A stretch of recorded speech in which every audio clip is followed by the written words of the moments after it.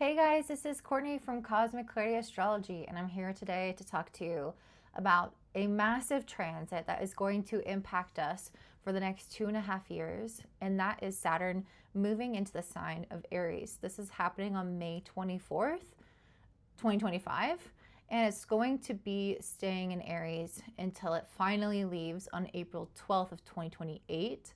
There is going to be a brief blip in between here where Saturn retrogrades back into Pisces, which is going to be August 31st, 2025 to February 13th, 2026.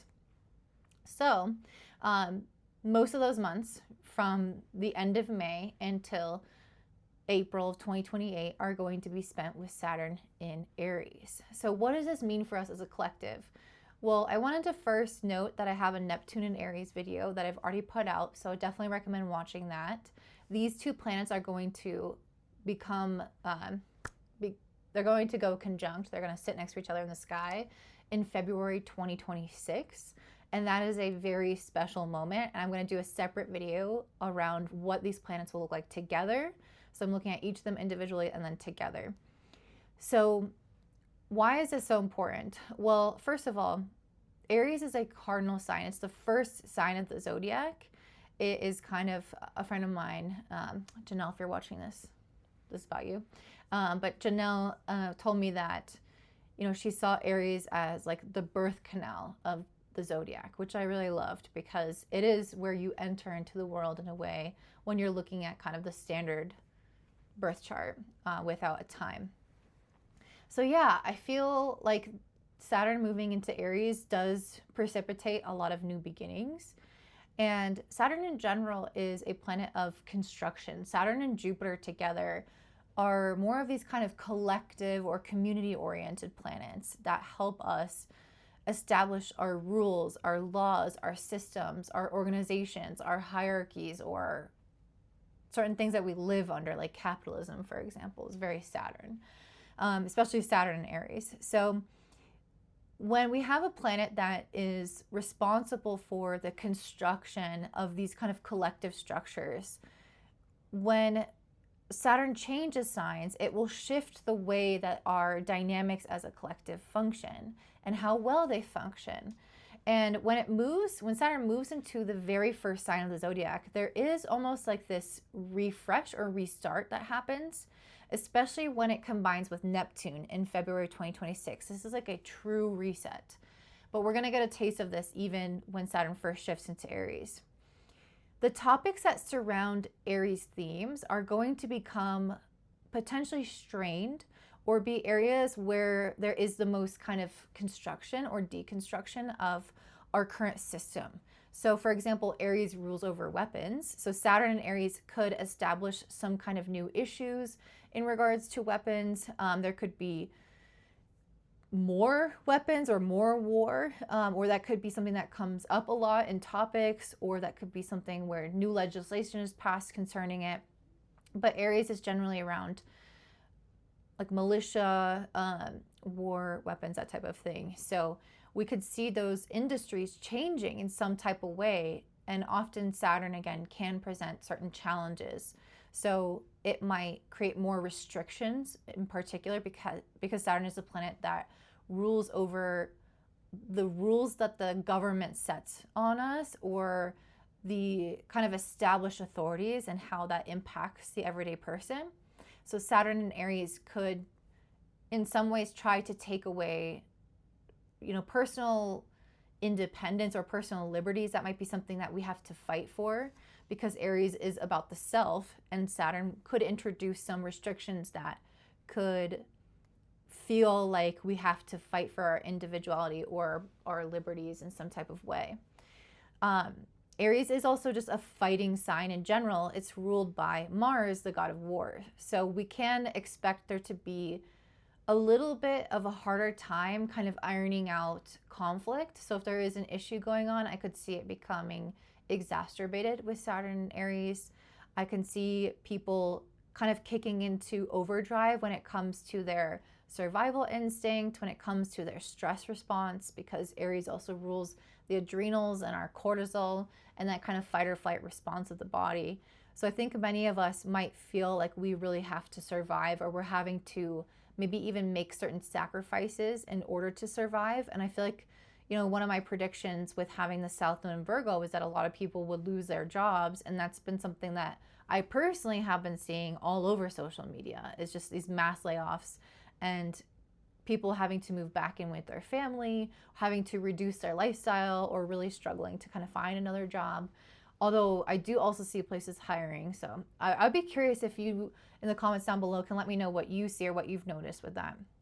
But yeah, I feel like there are kind of systems in our world and our environment that could undergo a change with Saturn and Aries. And these systems are largely going to be around, like I was talking about, weapons or machinery, or like the army or war. It could be about our independence and our ability to assert ourselves, our ability to protest versus not, and how that could be, there could be some conflict there, some consequences there with Saturn.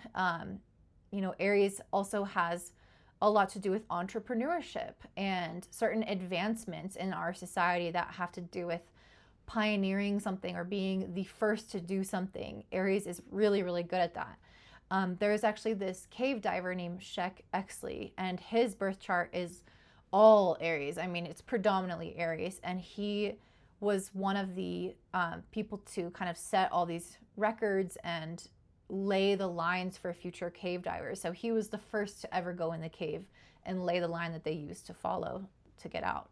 So that's the kind of energy of Saturn and Aries, where people are going to be working hard right now to accomplish something that is a feat for the first time. It's a lot of this kind of new energy, like I'm going to be the first to break ground with this, or we are going to have some kind of fresh start with this, or rebuild something, or have to fight for something that we really, really want. Those are all really common experiences of Saturn and Aries. You should know that Saturn is in fall in Aries. So when a planet is in fall or in detriment in a sign, it just basically represents that that planet doesn't really function well in that sign. And that's because Aries is cardinal fire. This is basically indicating that this is a sign that wants to get up and go, and it doesn't really want to be practical. It doesn't want to wait and be patient. And Saturn is about those things. So when we put these energies together, they feel quite inhibited and contradictory. Saturn wants to take its time and be careful and kind of follow tradition. Aries wants to be the first. Aries might even want to kind of push back and make its own name for itself. It wants to do things quickly, maybe even impulsively, and it doesn't always have that patience or the ability to kind of see things through. So when we combine these energies, it could feel like a little bit frustrating. Like we want things in our life to move faster than they are. Things could move quickly, but they could also come at a detriment where we move so fast that there are certain hurdles that we have to kind of go back and redo or overcome, especially when Saturn moves retrograde. So we could just have these kind of experiences where normally when we have Aries, we can just kind of flow through life in a quicker fashion. We can use our willpower to create some kind of result in a relatively short time period. Saturn, though, is going to slam on the brakes there. It can create issues in confidence and our own willpower. We might have to kind of overcome those internal blockages that we have in asserting ourselves or taking certain chances or certain risks in life. So if you have natal Saturn in Aries, that is a big part of your destiny, is to overcome kind of the karmic responsibility of having maybe low self-esteem, or not being so sure of your actions, or moving into things too quickly and seeing negative consequences of that. Aries is also the sign of the individual, so there are going to be likely instances where we are going to be challenged to do something on our own, to go at it alone, to have time to be self-sufficient. And this could be like in any kind of instance in your life. Like, for example, if you had a job and then you got fired, maybe you have to be self-sufficient as an entrepreneur or working for yourself. Or if you always, lived with somebody else, maybe you break up and then you go and you live alone, or something of that nature. So Saturn in Aries, one of its biggest goals is to prove to yourself that you are capable, that you are strong on your own. And we just have to be wary that we don't let the pride of Aries kind of get in the way and become something that makes us falter in some type of way. So the overall kind of sole purpose of Saturn in Aries is to create a sense of identity as a result of moving through certain challenges.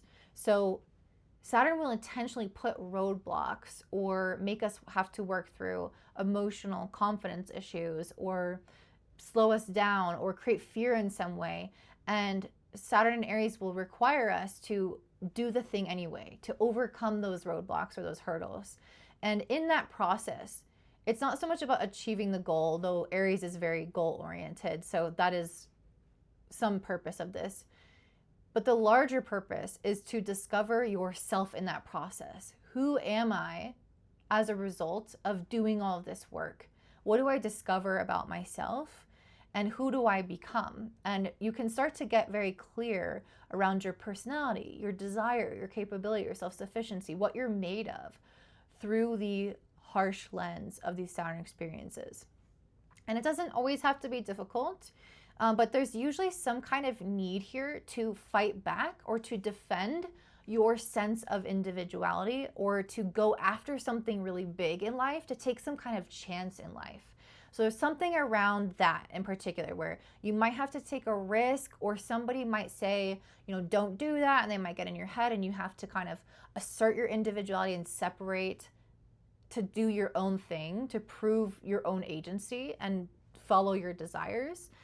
Or there could be some other need to defend or survive if there are negative circumstances going on. But largely, this creates the ability to kind of, again, go off on your own in some capacity and prove to yourself how capable you really are.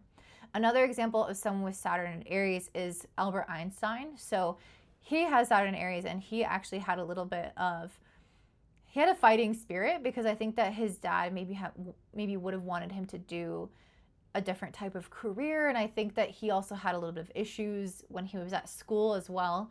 And he really went on to kind of go his own way and come up with his own theories, his own way of looking at the world, and not be, you know, caged or defined by what others think. So I think that's a really good example of the kind of purpose of this period of time for us, is to kind of make our stamp on the world and protect our unique voice in what, or even our lives if necessary, in whatever ways that we might have to. So let's go ahead and dive into what this is going to look like for all of the signs. I'm going to pick a card or cards and show you those.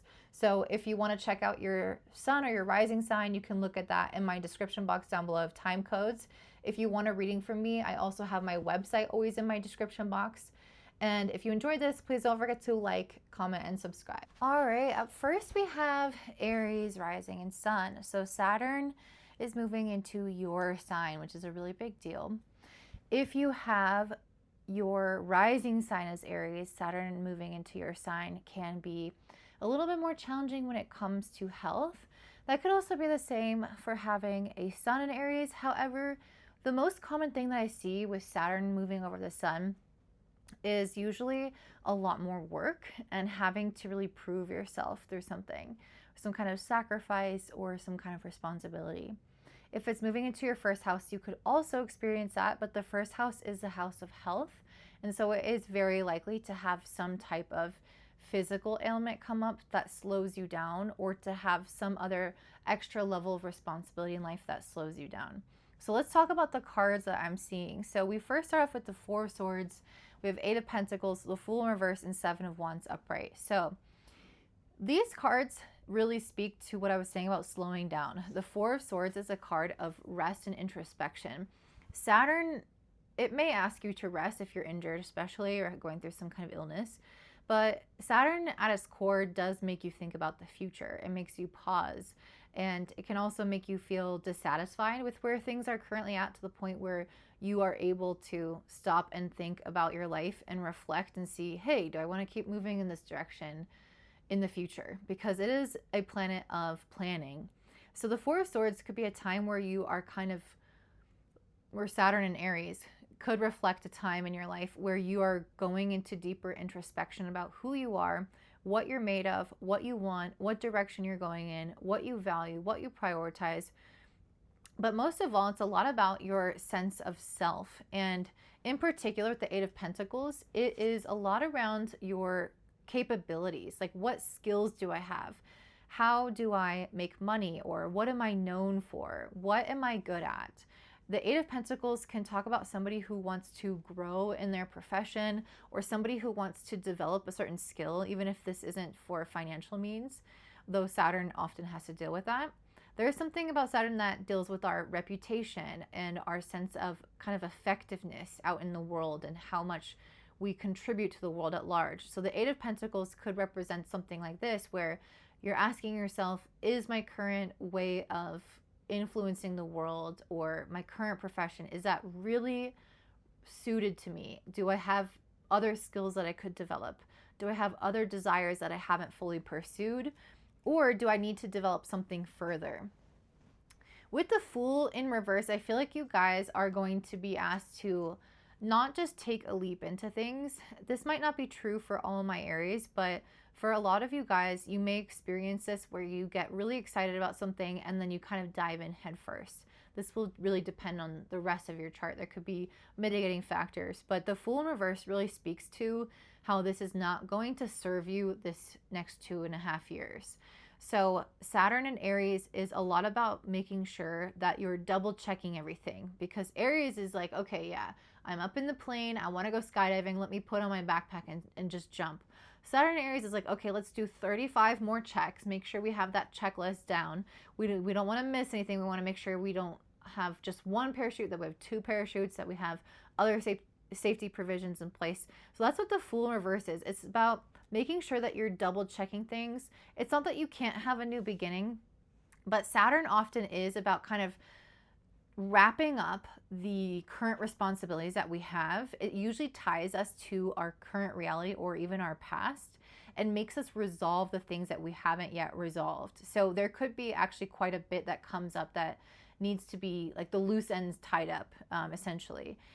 Or it could represent having some kind of false start or some kind of slow beginning of something new that you do try, or to have a lot more patience or really double check things before jumping into them, so that you are not kind of rushing into things with this eager optimism that Saturn can often destroy or like put into its place. Then we have the Seven of Wands. So this card is a lot about defending oneself, and I feel like you guys are going to need this year. When it comes to maybe proving yourself in some kind of way, Saturn is a planet that will harden you. It will make you go through things, or just show how capable you are. And so there could be some of that here, where you want to try something new, but other people are talking down on it, or you want to take some kind of new opportunity, but you have to kind of confront your, fears. There's something here where it's like, I'm going to show myself that I can do this. I'm going to prove myself. I'm going to overcome the obstacles from maybe outside, or from outside people or opinions, and just kind of prove one's resilience and like your ability to hold on to something or to defend something. So that could cause certain issues within relationships, potentially. Especially if you have Saturn if you have Aries ascendant, Saturn will be passing over the ascendant, opposing your descendant, which is your relationships. And that could indicate having a little bit of like pushback in relationships. And the Five of Swords in reverse can indicate the need to resolve that. Okay, so let's look at the second line of cards. So we have Ace of Wands in reverse, 10 of Wands in reverse, 5 of Swords in reverse, Hierophant upright, Ace of Cups upright. So the Ace of Wands in reverse and the 10 of Wands in reverse, to me, go together, and they represent somebody realizing that they need to lay down some of the responsibilities that they have. So you guys, I feel like, have kind of 2 messages here. Maybe it's 2 chapters or 2 different kind of things that you're going to be going through. But the first chapter feels like a lot of self-reflection and developing skills that you want to be developing, and making sure that you are being really patient with yourself when it comes to anything new, and maybe even not rushing into something new. But the Ace of Wands and the 10 of Wands in reverse suggest that you might also want to kind of say no to opportunities that come to you, or that you might want to reevaluate certain things that you have been previously passionate about in the past that start to feel like they become heavy or weighed down because of how responsible you've been, or because of how much you have on your plate, or how stressed you are. There's something here with like, I'm gonna say no to this exciting thing that I normally would say yes to, and I'm gonna spare my energy, or I'm gonna think more strategically about what is going to suit me for this time in my life. Because I feel like maybe you've had quite a bit going on, maybe some competing priorities with these cards in reverse, with 5 of Swords in reverse, that could have caused some level of stress for you. And it's almost like, how do I come out of that stressful period? This could also reflect leaving certain relationships that, or putting down the burdens, or forgiving people from certain relationships where you're wanting to make the peace, you're wanting to have a truce and come to a place where you're no longer in conflict with that person or stressed internally. So there's something here around, let's move away from the stressful situations, the things that have overburdened us, overtaxed us, overworked us, or been too much occupying our thoughts.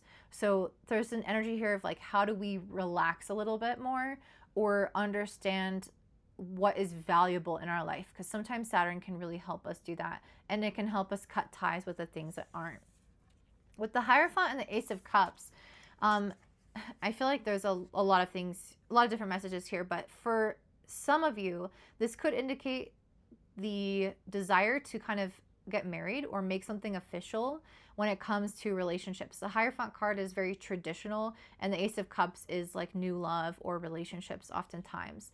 So there could be something in your life that something or someone that comes into your life that you are really emotionally excited about, that you're invested in, that Spirit wants you to make official, or to do something that feels like it falls in line with tradition. So it could be that you learn about a new subject that you like and you go to school to get a degree for it, or you fall in love with somebody and then you get married to them, or you decide you want to move somewhere and so you buy a house there. It's like some kind of level of responsibility or tradition, again, or being a part of some kind of institution that you're following as a result of realizing that you really like something. So it could be really anything. It's going to kind of vary from person to person. Okay, so your 2 animal cards that you have are the 6 of Swords and the Knight of Wands, the stork and the fox. So I think that this is interesting. I think that, yeah, I mean, let's start off with the fox. Okay, Knight of Wands. It says fortitude, passion, and leadership. I will say Saturn in Aries is a lot around developing your sense of leadership, where you might have to rely more on yourself or do stuff on your own, or just prove to yourself that you are capable of kind of carrying quite a bit, or that you are capable of being self-sufficient. And so this Knight of Wands really speaks to building up one's confidence as a result of these challenges that you put yourself through, or the leadership positions that you acquire, or whatever else it is. So this is about showing yourself how confident you are. So Saturn is going to help you develop this. I also think that Saturn moving through your sign is going to initially challenge you. I mean, at least for the 2.5 years, it is possible Saturn will challenge you. But this card speaks about better times ahead, and then it says new home and hearth. So some of you could literally move or travel, in some way. But I think also a lot of you guys are going to be working on building some type of foundation in your life, or stabilizing your life in some type of way. And that is going to pay off dividends in the end. So it might be initially challenging to save that money, to buy that house, to get that new job, or to go off on your own entrepreneurially, or whatever it is. But I think it's going to eventually lead to a really stable life. So it might be choppy waters during the transit, but post-transit is going to give you the opportunity to have this kind of peaceful time in your life where things feel really solid for yourself. And that could even happen during too. So that's what I'm seeing for you guys, Aries. I hope that this is helpful for you. If so, please do leave me a comment down below. I really appreciate all of your support, your subscriptions, your likes. That means the world to me as I put so much effort into this. And I hope you guys have a beautiful Saturn and Aries. Bye. All right, up next we have Taurus rising and sun. So for you guys, Saturn is going to be transiting for the next 2.5 years through your 12th house. A couple of things I want to mention before we get into the cards. Astrologically, Saturn moving into the 12th, I have seen really highly correlated with having some time alone. So this could be time where you are pregnant and you start taking a break from the world. You could be in the hospital because you get some kind of sickness and it kind of forces you to slow down. You could be traveling to another country or moving somewhere new where you don't really know someone, or just going through a period of kind of spiritual awakening where you spend more time alone, developing your kind of spiritual craft. So there's something here where life is often meant to help you slow down and to reflect and introspect on who you are inside. So that's a really, really big portion of Saturn in the 12th. And I'm going to talk more about it as we go through the cards.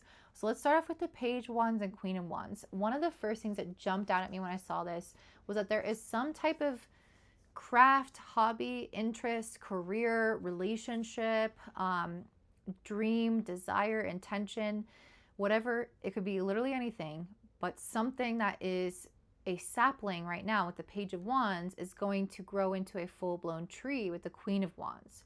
You are going to go from maybe lacking confidence in something to developing true self-worth, or maybe you're going to have a kind of burst of creativity. Maybe there is going to be some type of energy that starts flowing very, very easily. So let's say you have a business, for example, and it just has a few customers. With the Queen of Wands here, that's saying at the end of Saturn and Aries, this is going to have a robust number of customers, people flowing and coming to you easily that you don't have to work so hard for. This could also be just within your self-worth and your self-confidence. You know, you start off having to work really hard for it, and then at some point it just feels really natural and you're really sure of yourself. Or it could be a relationship. Again, literally anything, but I see something right now that you are currently invested in at the time of Saturn and Aries that you've already begun. There's some type of like, you've already started this in some way, or you are about to start it. This is going to be something that you continuously work on and develop over the course of Saturn and Aries. And this could be having a lot to do with your sense of confidence in regards to something. I think that this is going to help you flourish in a really big way in your life. And I think that there may be certain points where you have to say no to maybe other opportunities. The Four of Cups is somebody who is in some ways apathetic, but in other ways they are saying no to maybe social invitations or trips or taking other types of work or whatever it is. There's something that they are trying to maybe like conserve more of their energy and focus on what is going well in their life or what they want out of life. And they're not always open to new offerings or to new doors opening. So this could indicate flourishing in some type of way that you don't want to act on everything. Another way that I could see this is that Saturn in the 12th house can lead to a bit of social isolation. You guys might kind of naturally contribute to that by not putting yourself out there, by not saying yes to some opportunities. And that's not a good or a bad thing. It just is. But that might be something that you experience when Saturn is in Aries, is kind of an inclination to be on your own. This could also indicate a little bit more propensity towards depression. So if this is something that kind of pre-exists within you, that is something that might come up at this time, these next 2.5 years. So it's something to be aware of, is like when you lose interest in things. And I could see you naturally going through that if you are going through some kind of spiritual awakening or some kind of like transition in your life, which is really common when Saturn moves to the 12th, is that some people, places, things, events, jobs, things that you are normally attached to can go through a period of shifting where you're not sure how things are going to land. And so that transition period can kind of make you feel maybe a little bit lost, or like going back to the drawing board a little bit with this Four of Cups, or like maybe a little bit, you know, sad, because it's like it's like a normal thing to mourn the loss of something in your life. So that can be a common experience with the Four of Cups, or with Saturn in the 12th, where you have to maybe let go of certain things that you've had as attachments or as stabilizing factors. And so that can create a little bit of that inner sadness, I guess. So I think that it's going to be a complicated Saturn in the 12th house for you. I think you are going to grow in confidence. There's something that you're really going to develop here that is going to bear fruit for you. But I also think that there are going to be things that you're going to walk away from, or that you are going to lose touch with or disconnect from in some type of way. And you might even be choosing it yourself, or the universe could do it to you. The Nine of Pentacles in reverse and the Judgment card. So when this card is upright, this usually talks about somebody who is like making money on their own and they're doing really well at it, or they've been single for a long time, and you know, maybe that's kind of like what they're used to, is kind of relying on themselves. But when it's in reverse, this card can speak to how there might be some reflection on that with the Judgment card. There might be some kind of personal awakening or some big choices that you need to make in regards to these factors. So if you've been doing something like too much on your own and it's not really working for you anymore as a soul, I think you might have some inner work and some realizations and, again, awakenings around this, where you realize, hey, maybe I should go back to that job, or maybe I should try to put myself out there and get into a relationship again. Or maybe I, you know, haven't been managing my affairs properly. Like maybe I haven't been managing my money that well, and I need to have some type of awakening around, I guess, like personal control over things, or maybe some type of lifestyle change or change in my work or whatever. So there's something here around realizing that, you know, maybe the way that I'm isolating or separating, or not getting help or not being in relationship, maybe that's not working for me with the Judgment card. And I think this could be a whole kind of journey here where you're going through quite a bit of changes and you have awakenings around maybe what do I need to feel strong in my sense of self, with the Nine of Pentacles in reverse, you know, really confident. Like, how do I get to a place where I'm in a healthy self-sufficiency, or where I'm in a healthy kind of co-reliant relationship? Okay. Let's also speak about the Seven of Swords. So this card is honestly a card of sometimes like self-sabotage.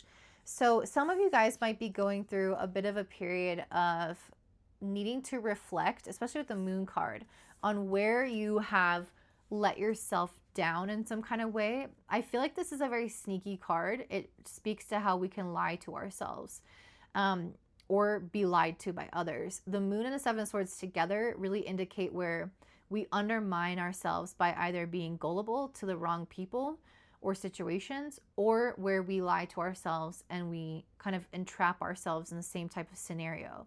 So Seven of Swords and the Moon speak to you guys working through that when Saturn moves to your 12th. The 12th house is the house of secrets, and so it makes a lot of sense, and the house of self-undoing as well. So it makes a lot of sense how you're going to be specifically working on the thoughts, the habits, the whatever that you're invested in that is contributing to self-undoing in some type of way. And I think that this is kind of part of that story, where you might realize where you have been maybe neglecting your well-being and your self-sufficiency and taking care of yourself, or maybe neglecting your need for partnership, or looking at certain issues around money or partnership. I feel like a lot of you guys are going to be doing work around that. I think that these kind of self-sabotaging issues could come up when you feel, with the Wheel of Fortune reverse, when you feel like you're down on your luck, or like something negative is happening. I mean, I think that's pretty normal that we all have like moments of negativity in our life where things don't go our way. And so there might be certain experiences that trigger that with Saturn moving to the 12th that feel like, oh, this is misfortune, or this is unfortunate. And it's causing the self-reflection of, how did I get here? And, oh, I got here because I undermined myself, or I doubted myself, and I did X, Y, and Z. But what I love about this is that I see the reversal of this. So you experience some type of loss that helps you self-reflect, and then you make those changes and you become somebody who manifests a lot of what you want. The Nine of Pentacles in reverse could be really speaking to having some potential issues around money and awakening to that. And this could also speak to that potentially. But with the King of Pentacles and the Nine of Cups, and the Death card, I absolutely see you having some kind of transformation in regards to getting what you want. So whereas before you could have somehow undermined your success by maybe not reaching out to people, or not asking for what you wanted or what you deserved or whatever it was, With the Death card, I see you making a permanent transition in your life, a permanent change in your leadership and your self-worth and your ability to make money and your ability to reach out for what you want and not sabotage it or undermine it in some kind of way. And I really feel like you guys are going to reach some kind of amazing success here. And I think that that's really what we saw with the Page of Cups, or sorry, Page of Wands and Queen of Wands, was that trajectory that you're going to go on. Like I start off here and then I end here at this amazing, like I start off as a page, which is like someone just beginning, and I end as the queen, which is somebody at the height of their success with something. And then I think these other cards describe the journey. So I don't think it's going to be like a direct, easy journey necessarily, but you're going to get there, which is really reassuring. I also see with the King, your other card is the King of Cups, or the octopus. So one of the things that I got with this card was like overreaching. So some of you guys might have your hand in too many things. You might realize with the Four of Cups that you need to pull back from certain things. This could even be just like I'm on social media too much, I'm overstimulated, which is something that I have. Or maybe it could be that it could even be certain thoughts that you have where you're like, oh, I keep kind of revisiting these old paths with these people or these old mindsets that I had. It could be so many things, but it's something that you are entangling yourself with that makes things messy. That's the feeling of like overreaching, doing too much, or going down old paths, or getting too preoccupied with things that make life messy. And it could lead to that self-undoing that I'm talking about here. So you'll kind of know what that pattern is, what emotions drive these patterns and the self-undoing. And Saturn and Aries will help you work through that, because this is a card of, it says calm, clarity, and control over your emotions and self-compassion. So this is what you're going to be mastering throughout the year. You're going to come into a place where you can use your emotions to fuel you, not to undermine you, where you can control them when necessary, but from a place of kind of love and compassion and understanding. So I really see you guys being able to utilize the 8 tentacles of the octopus by the end of the year to come into a place where you have a larger capacity, where you're more confident, where you can hold more things or do more things with greater ease. But I think that you are going to probably go through a pruning phase, or self-realization phase, where some of those things are challenged, where you try to do too much and you don't handle it well, or you're not confident enough with it, something like that. And I feel like that's going to really evolve over the course of the Saturn Aries, and you're going to show yourself how capable you truly are. So that's what I'm seeing for you, Taurus rising. If this resonates for you, if you find this helpful at all, I would really appreciate any kind of interaction with my channel. So maybe a comment down below, maybe a subscription or a like, and I hope you guys have a beautiful day. Bye. All right, up next we have Gemini rising and sun. So Saturn for you guys is moving through your 11th house for the next 2.5 years when it moves into Aries. What does this mean for you guys? Well, first of all, before we get into the cards, the 11th house is a house of friendship and community and our network. So Saturn and Aries here can ask you to put more effort into developing those areas of your life. If you are an entrepreneur, maybe you get online more, for example, and put yourself out there. If you are needing more friends or wanting a greater sense of connection with others, maybe this looks like putting yourself out there more into your community somehow, or trying to branch out and meet new people in some type of way. The Saturn, wherever Saturn is, it does create effort and sometimes a challenge. And so there could be issues in regarding to current relationships. So there could be some distance. Maybe friends are really busy, or you disconnect from them or end certain relationships and kind of go your separate ways. Or maybe you build up new relationships or continue to build up on existing ones and fortify those relationships if they can undergo the challenges and become stronger. The 11th house is also the area of our long-term wishes and dreams. So when Saturn comes here, it's a time to make those dreams a reality through sheer effort and willpower. So let's get into the cards and what this is going to look like for you, my Geminis. So we start off with the Page of Wands. This is a card that speaks about one's independence, being free-spirited, following your passions, your creativity, your interests.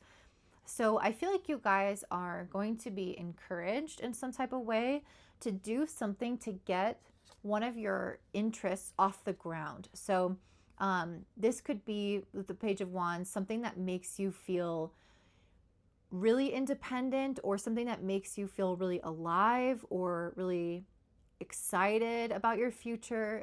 This doesn't even have to be something career-wise. This could be traveling. This could be, again, meeting new people or starting that hobby that you've always wanted to start. There's something with this Page of Wands that feels like it has a zest for life. And with the Chariot opposite it, it speaks about how you should bring that into the world through your willpower, through your dedication. Like, I'm going to do this thing every day.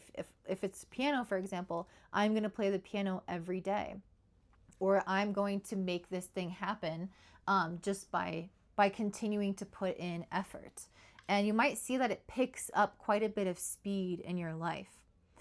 With the Queen of Pentacles in reverse, another message here is that some of you guys might need to potentially make some kind of investment or take some kind of pay cut for this.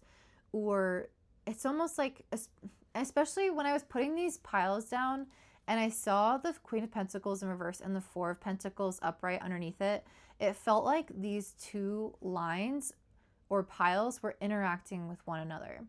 So with the Queen of Pentacles in reverse and Four of Pentacles upright, I feel like you guys might have a certain period of time where things get a little bit tight, where the expenses become larger than the income, or you make some kind of adjustments in your life that require you to put more energy into things than you get back initially. So there's something here. It doesn't have to be financial. It could be time, energy-wise. It could be relationship-wise as well. Like, oh, I have to kind of expend quite a bit of effort initially into getting to know these people or putting myself out there, but eventually it kind of comes back around and stabilizes. This feels like conservation with the Four of Pentacles and Queen of Pentacles in reverse, like some kind of loss and then conservation and stabilization. So if you're spending too much, eventually it gets to a point where you're getting better at saving. Or if you are putting a lot of energy out there to meet new people or to try this new thing, this is you getting to a place where you get really efficient with it and it doesn't require that much to stabilize, or you get the outcome that you're wanting to some degree and it feels like you don't have to continue trying to that same effort. So there's something here where it's like you might be a little bit lopsided. And again, it could indicate some kind of investment where you're like, oh, I really want to have that thing, but I don't have enough, so I'm going to save money for it. I don't know. I just feel like you guys are going to enter more into some kind of conservation mindset when it comes to long-term goals and wishes, because the 11th house represents that. So it could indicate, it represents the future in general and planning. And so Saturn here can make you kind of conservative when it comes to planning, even financially or just in any capacity for those future goals. So if I want to do X, Y, and Z one day, then I need to have enough money and I realize I don't now. So how do I get to that place in the future? So yeah, and kind of going back, I mentioned that these two piles, I think, correlate to one another. So I could see that really well as well with the Chariot and the Eight of Wands. These are both cards that indicate things being very fast moving. So I feel like this kind of speaks to maybe some type of journey, and it's almost like saying the same journey twice in two different ways. So let me speak about what that journey is. So we have the Page of Wands and High Priestess. I feel like you start off your journey from that place of intuition, from that place of creativity, inspiration, excitement. Like, you don't know what's ahead of you, but you're kind of stoked about what it is that you're going into. And you're kind of following this inkling or this fascination at the start of something. Then you go to the Chariot and the Eight of Wands and things really quickly pick up speed. So this could mean that, like, let's say you always wanted to launch that business or get into that relationship or buy a house or move abroad or move to another state. This is saying that you kind of take some kind of leap of faith here where you're like, all right, I'm going to do this. I'm going to send this. And I don't really know how it's going to work out because I can't see everything, but I trust that this is something I'm excited about. Then that gets the ball rolling and it moves really, really fast with this Eight of Wands and Chariot. And it could feel like a lot is happening and it takes quite a bit of energy to keep things in line and not becoming chaotic. So it doesn't take energy to get the ball, or not, it doesn't take energy to keep the ball rolling. It takes energy to keep things streamlined, to keep things simple, to keep things organized and efficient in that way. Otherwise, I think a lot of things could, not that it wouldn't be efficient, but it could become chaotic and disorganized or confusing, not confusing, but I don't know, like kind of stressful, like a lot of pans spinning. Is that what they say? A lot of plates spinning. Yeah. So I think that's probably going to happen. Things are going to accelerate a lot. And then we come into an energy of, again, some type of lack or needing to plan for something or save for something. This doesn't mean to like slow down. This could just indicate that there's something going on where you need to be frugal or conservative in the time, the energy, the money that you put into something or the effort that you put into something. And then you get to a place with the Empress and the Magician where you start seeing opportunities. So whereas there was kind of lack here with the Four of Pentacles and the Queen of Pentacles in reverse, you come into a phase after that tight spot of finding like what are the right avenues to go about. So like, let's say, for example, you are saving to buy a house. This Empress card could represent that you save, you save, you save. You're in that kind of like budget era, and then you enter into a space where you find the house that's in your right budget. You find maybe a special mortgage offer that helps you get that house sooner than you thought. You find maybe that somebody is willing to give you money for your down payment, some relative, you inherit money from them. There's something here, it's like I was doing my best to conserve, and now I'm seeing the universe open doors and give me opportunities that I didn't see before. And the Magician card also speaks to making your own opportunities. So you don't just see the possibilities or like have certain things align in this really synchronistic way, which I see that happening. But on top of that, you also go out and you work on your own to create something out of those things. So let's say you got an inheritance. Maybe you use that and you invest it in some type of way that makes you more money, or you find like a really good deal, or you do something with the Magician card where you're using your current skills to further the opportunities that you've been given. If this is like a career or business, maybe you get more clients or more recognition and you reinvest that, or you start to ride that wave somehow and gather more resources as a result of using this kind of notoriety that you're getting at this time. So there's something here where it's like you're running with something. The universe is opening the doors and you're walking through and then doing more beyond that. Then we end with the Nine of Wands and the Knight of Pentacles. So the Nine of Wands is somebody, and then I love how these go together because I think this really swayed how I perceived this Nine of Wands, because this is often a card of like suffering. That's not really how I see it though, with the Knight of Pentacles here underneath. The Nine of Wands to me is a lot of perseverance, and somebody who has, you can see this person is like guarding this castle or whatever that is. And they have all their wands. So this is somebody who is willing to protect and guard what they have, maintain what they have, persevere along the path that they've been going down in order to sustain and keep something going. And I see that also with the Knight of Pentacles. This is someone on a long journey. They're taking one foot in front of the other. They're doing the work and they're sustaining something. So I like this because we have a lot going on here in terms of like pacing. We can see that you kind of dive into something and then things pick up really, really quickly. And then they might slow down or contract in some type of way or become more scarce. And then they become abundant and flowing. And then they kind of stabilize in some type of way where they become consistent. So it might not be this constant flood, but it's like, oh, I know what work to do to get this result. And I know how to like replicate this. So I'm going to keep doing this. So you're able to kind of maintain something. Like if you lost weight, for example, this would be you getting really inspired, losing a ton of weight. And then maybe things like don't progress and you plateau for a second, and then you find more ways of how to do this in like a fun and loving way, and then you learn how to maintain it where you're at. That's the kind of vibe of this. So it seems like this whole kind of journey in regards to whatever it is that you're looking for. This could potentially be related to friendships. This could also be related to just something that you desire, and that's something that takes forethought and planning. So the two cards that you have are the Dove card and the Ten of Wands in reverse. I want to speak about the Ten of Wands.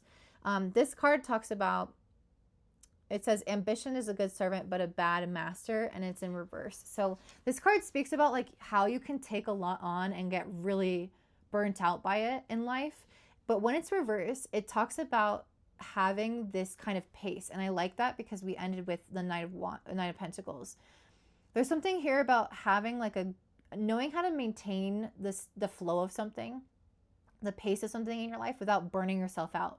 Because I feel, my Geminis, that you might get really excited about something, that you kind of are really excited about it. And then with Saturn and Aries, you kind of go 0 to 100, and then you realize that that's not sustainable. So that's a really big journey of Saturn when it's in its fall, is learning how to have that right pace. I think that's something that you're going to discover, that you don't have to do so much, that you can actually, with the Empress and the Magician, you can work or achieve something with less effort. And I think it's likely going to be as a result of getting out of some kind of scarcity energy here, that you start seeing more opportunities, and as a result, you don't have to expend as much or try as hard. You're able to maintain from a very natural place as a result of realizing that like you don't need to overdo certain things or overexert yourself. So that's going to be one of the things that you learn with Saturn and Aries. The other, with the Dove here, I feel like this talks about divine messages, accord, motherhood. The dove is a symbol of renewal. It's a symbol of peace, and it's very religious in its energy. So some of you guys could be having some kind of like spiritual awakening this year. Some of you guys could have this renewal of your spirit where you go through this whole kind of journey again, where you start something, it really goes well, and then maybe it dries up, and then you learn how to recover from that in some type of way, and you have a spiritual renewal of hope and of peace in your life as a result of this. If you guys have conflict in relationships, I could see this being a time where you have quite a bit of healing happening and have some type of like emotional renewal with the people in your life. So that is what I'm seeing for you, Gemini. I hope that relates to you or is helpful for you. I really appreciate when you guys interact with my channel, especially comments. I always read your comments, and they mean so much to me. So if you wouldn't mind leaving a comment or giving me a thumbs up or subscribing or something, if you finish this whole section, I would really appreciate that. And I hope that you guys have a beautiful Saturn and Aries. Bye. All right, next we have Cancer, Rising, and Sun. So Saturn is moving into Aries at the end of May, and that is going to be in your 10th house of career and reputation in the world. So what can you guys expect? So Saturn moving into Aries could be a time where you're really being pushed to develop yourself within your career, put your kind of reputation out there in some type of way. This could be maybe being a leader or needing to take some type of responsibility on within your career, up level your career in some way, or take a chance on something, or maybe you'll just have more work to do as well. Saturn can indicate maybe some potential issues with authority figures, sometimes with parents or with family. It could also indicate maybe issues with the government sometimes. So those are kind of just overarching themes of Saturn in the 10th. So let's dive into the cards, and I'm going to relate this back to Saturn and Aries for you guys. So you start off with the Two of Swords. You guys might be at a crossroads in your life with the Two of Swords. I feel like you guys could be having quite a bit of questions. Maybe you have like two opportunities. Maybe you aren't entirely sure the direction of something in your life. There could be just a period of doubts or questioning, or again, maybe two paths to choose from. Some important decisions that you don't have necessarily all the answers to. And Saturn in 10th has a lot to do with like our long-term plan for our life. So you guys might be coming into a place of questioning a little bit, like, what is my life plan? You know, maybe I always wanted to have this type of career or this type of family or feel this way at this stage of my life and I don't yet. So what do I need to do? What decisions do I need to make to get myself on that path? With the Five of Wands, you guys could be going through some type of inner conflict where you have a lot of different options and it feels like uncertain with you. This could also represent having some type of conflict with other people where you maybe work in a really competitive industry, for example, and are having to kind of come out on top in some way. Or maybe you have conflict with people that you work with, or you just have a lot going on and quite a bit of stress. But there's something here where I feel like you guys might be going through a little bit of like, either your work is giving you a lot to do and it's just overwhelming and it makes you kind of reevaluate things, or maybe the people that you work with are becoming toxic, or there's some kind of dynamic within your goals and kind of where you put yourself out there into the world or your career path. There could be some bumps along the way that's causing stress and it's causing confusion and reevaluation. Like, is this meant for me? Maybe there's a different way to go about this, that type of thing. And we get to the King of Swords. So this mess brings you back to a place of clarity where you are able to make decisions from a logical mindset, where you are able to maybe set certain boundaries or say yes or no to certain things that you were uncertain about towards the first half of this journey. And it will also help you to kind of cut away the BS so that you don't get into, I guess, into chaotic situations or conflicts with people or taking on too much. This is somebody who knows how to manage their time, their schedule, their priorities. They know what is true to them or honest to them or what they value, and they live according to that and they make logical decisions according to their values. So I really feel like you guys are going to start from a place of uncertainty or having to make certain decisions, and it's going to start a little kerfuffle or going to be exacerbated by existing responsibilities or conflicts. And then the King of Swords will bring the resolution, will bring the clarity, and it will help you commit to some kind of decision. With the Hierophant and the Ten of Swords, I feel like you guys are going to move in some specific direction in your life that is going to close off one of the pathways that was open for you at the start. So if you have some kind of choice, or if you're at a crossroads, I see you committing to one crossroad, or one road, and leaving the other. And that's really, the Hierophant to me is somebody who is making something official. Like if they're in one job, but they're eyeing another, this is them maybe choosing that other job. And they sign the contract and they no longer can go back to that previous position.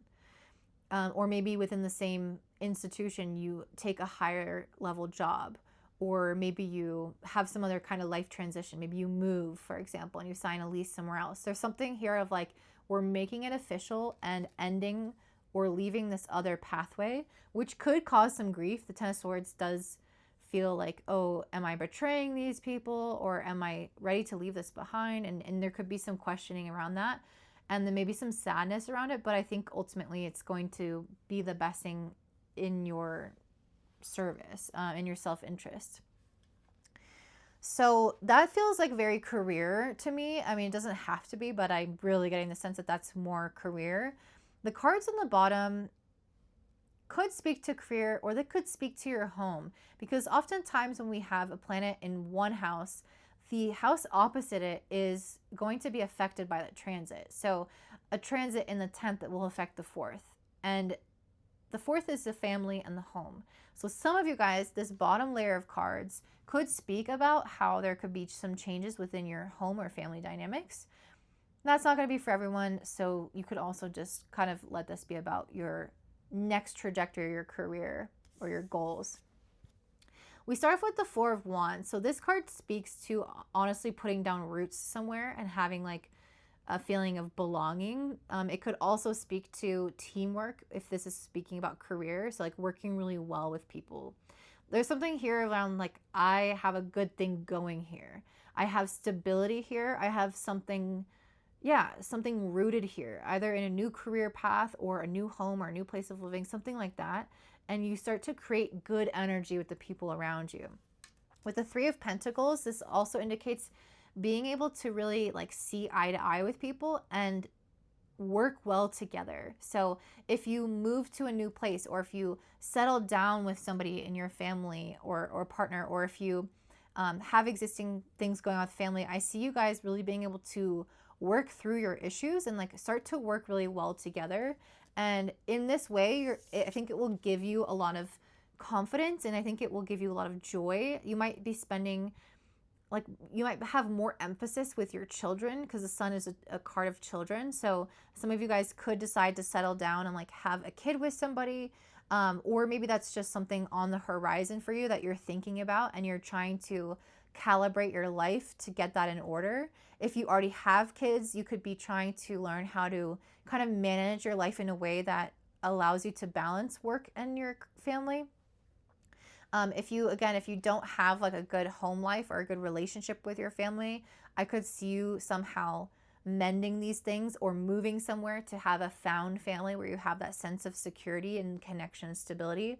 But there's this really strong feeling of we work well together, we're rooted here together, and it's lifting me up on a really personal level where I feel so much joy around this kind of connection or home dynamic. Maybe you move somewhere that feels really, really good, for example. And I feel like this is going to give you a lot of energy with the Nine of Wands and the Nine of Cups. A lot of energy for the bullshit. Like a lot of ability with the Nine of Wands to overcome things. So if you are going through a lot at work, your really stable home life is going to give you the potential for feeling like you are, again, can face any adversity, that you are optimistic, that you are confident, that the things that come your way in your family life or your career life, that you can handle them and that they're not really going to sway you that much. It feels like a lot of inner emotional resilience. And it leads you to a very sophisticated, with the Nine of Cups here, with him in this like, you know, leather armchair or velvet armchair. He's just looking very sophisticated in his suit. I could just see you guys coming into like a really mature place or sophisticated place, but also in a place of like being really grateful and having a lot of things become successful for you or work out for you, getting a lot of things that you really wanted.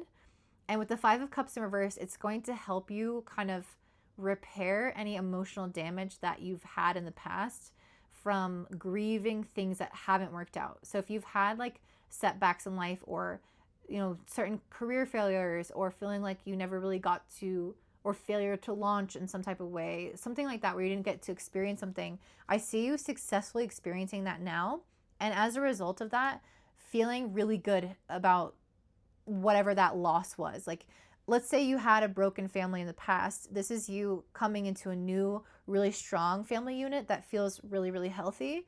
And then this is what you've always wanted. And you're so like resilient as in your connection with these people or where you're living, and it creates this ability to, it just fulfills that wish so much that it helps heal and revive any past, or not revive, but like relieve any past pain around things that didn't work out with the family, or where you used to live, or who you used to live with, or how things used to be.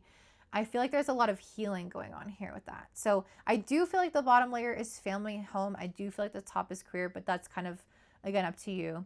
The last two messages, you have the Raven, which is a magician card, alchemy, manifestation, and willpower. And you also have the Horse, travel, victory, and raw power.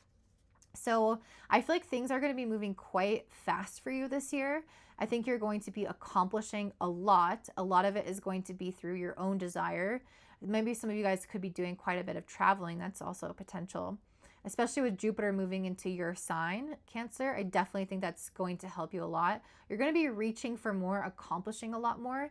And with this Magician card, I think you're going to realize like how capable you really are, how much that, like, basically you're going to see that I put this effort out and I start to get this result. And there could be some challenges, of course, but I really feel like you're going to see a lot of rewards. You're going to see things pay off. You're going to see things go from unclear or two different options to clear, making a choice, and then finalizing it, like committing to something, seeing something through, stabilizing something, getting something that you desire. and then realizing like also how worthy you are or how powerful you are in that process of being victorious. So that's what I'm seeing for you, Cancer. I hope that that is helpful for you. If so, please do leave me a comment in my comments below. Don't forget to give me a thumbs up, subscribe, share with your friends, and have a beautiful day. Bye. All right, up next we have Leo rising and sun. So Saturn moving through Aries is going to take place in your 9th house. You are a fire ascendant. Saturn Aries is also in fire. This will trine your ascendant. 9th house transits by sign trine your ascendant. What that means is that they are more effective, or they're kinder in terms of transits. They are more useful. They are better integrated or come easier. And so this might be a little bit more favorable than if you had Saturn in an angular house or in one of the 8th or 12th house or something like that. So Saturn moving through the 9th can be asking you to grow your self-worth, grow your self-image, to travel or to learn something else, or to somehow challenge yourself to go beyond what you currently are doing. So let's dive into the cards and see how this is reflected here, and I'll relate it back to the astrology. So we start off with the Emperor in reverse. So there's quite a bit of things that this can be, but the Emperor is somebody, when it's in the upright, there's somebody who's in control. They have maybe quite a bit going on career-wise that they are successful with. They're maybe very disciplined. They have a plan. They're on track. They know where they're going, what they're doing. Maybe they're really confident, and maybe they take some type of leadership position in their friend group or in their community. When this card is in reverse, that's something that you might be faltering with. Maybe you feel like you haven't been as consistent with certain things that you wanted to do. Maybe you aren't as far along in certain career endeavors that you wanted. Maybe you wanted to step up in certain leadership ways, but you haven't fully done that yet. So this Emperor in reverse shows you kind of where that work is. And a lot of that is like leading or taking more of your own authority seriously in some type of way. And this could even be in terms of relationships and the way that you connect with people, or how independent you are, or how much you kind of, again, lead the group in some kind of way. So there's something going on here where I feel like you guys are in the process of kind of legitimizing yourself, or taking up more space, taking a higher position, and having to overcome maybe past instances of playing it small. Another instance of this could be being overly stubborn, like seeing one way of doing things and then getting committed to that, and not leaving space for other ways of doing things that could actually be beneficial. So with this card followed by the Three of Cups, you guys are meant to be coming into a place where I think you're meant to kind of take maybe for some of you, I feel like there's kind of two opposing messages, honestly, here. But for some of you, there may be a need to take into account a little bit more what is for the greater good, or what is, I don't know, the Three of Cups is like a very social card. So there could be, if you're quite stubborn, for example, and you're, I don't know, it's like maybe you're capable of more, but you aren't fully trying it, or maybe you are holding yourself back in some way, even socially or within your desires. I can see you guys kind of limiting yourself or holding on to something that feels like it's holding you back. And with the Three of Cups after it, I feel like it's about opening up your world more, letting more perspectives in, letting more people in, seeing more of your capability, and celebrating your wins, rather than feeling like, oh, I'm never doing enough. There's something here around that where it's like, how do I let more in so that I can actually grow more? It's kind of like a plant, like letting in more sunshine. Whereas if it was kind of closed down, or maybe facing the ground or something like that, I don't know, there could be some blocking off of that vital energy. So it's something here that's trying to fill you up, Maybe it is a new relationship with the Ace of Cups. Maybe somebody's trying to come in here and like build you up in some type of way, and you could receive the benefit of their belief in you. This could also indicate just something else that you would get a lot of like satisfaction from. So there's something here around like, how do you let more in and enjoy something more, like thrive more by allowing something to come support you in some way, or to build you up, or to pursue something that you really are excited about, so that it fuels your kind of confidence. And with the Temperance and the Knight of Wands, I think it will be very healing for you. Whereas you might have been previously holding yourself back again, I see you going forth with a lot of confidence and going forth really quickly. With the Dog card, you could also be, again, this is like a support animal. Like, I'm getting some idea here of like, you're finding something, maybe a community, maybe a relationship, maybe an activity, maybe some kind of aspiration. There's something that I think you're going to find that is like a support network for you in some way. It could be literally people in some kind of field or interest that you're in that are also doing what you want to do, and they really inspire you. It could be just having some type of objective that you're really stoked to create or to work on. There's something that you're like devoted to, or you're in service of, or that you're getting the support from. And that's what I think the Dog card represents. And I think it's going to help you move really quickly and passionately towards the thing that you desire. So some type of support network, letting it in more, I think is key here. The second set of messages for you guys, we have the Two of Wands, the Strength, the Chariot, Nine of Pentacles, Six of Swords, Tower. So the Two of Wands, when I first saw this card, usually this is a card of like a balancing act and needing to plan and have like maybe a choice, kind of a direction that you're going in. When I saw this, I really got the image of a lady who was like a Pinocchio doll or ventriloquist doll. Like, you pull the string and their arm moves up, kind of thing. Like, where, you know, it's like dance, monkey dance. Like, I told you to do that, so you do that. That's the image I immediately got from this, of kind of like doing as you're told, and not thinking for yourself. So there might be another message here where you might need to, with the Strength, you might need to resist something in some kind of way. This could be a lot of things. The Strength could be that somebody tries to, and it's funny because the Emperor is somebody who lives for themselves. Like, they make their own rules. They're their own boss. They're not really told what to do. They're the ones telling people what to do. But this card is in reverse. And then underneath it, I got that kind of dance, monkey dance energy of being on someone's string.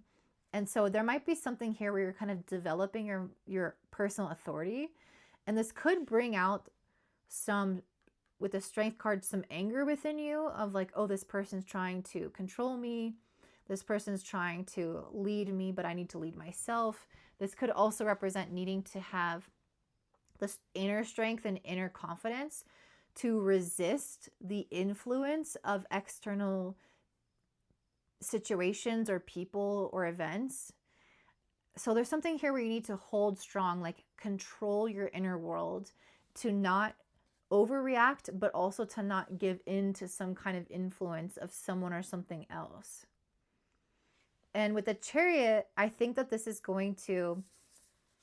a card of willpower, but it's also a card of things like progressing quite quickly and of having some type of even victory. So I think that you guys are going to do this really well, and it's going to lead you to a lot more independence and potentially even more stability or abundance in some type of way. But I think you guys are going to be really self-sufficient when it comes to whatever this thing is. It could be one situation, like, especially with this being in the 9th house, maybe people tell you like, oh, you should think this way, or you should head in this direction, or have this kind of belief, and you hold your own, and it develops a lot of internal stability for yourself with the 9 of Pentacles.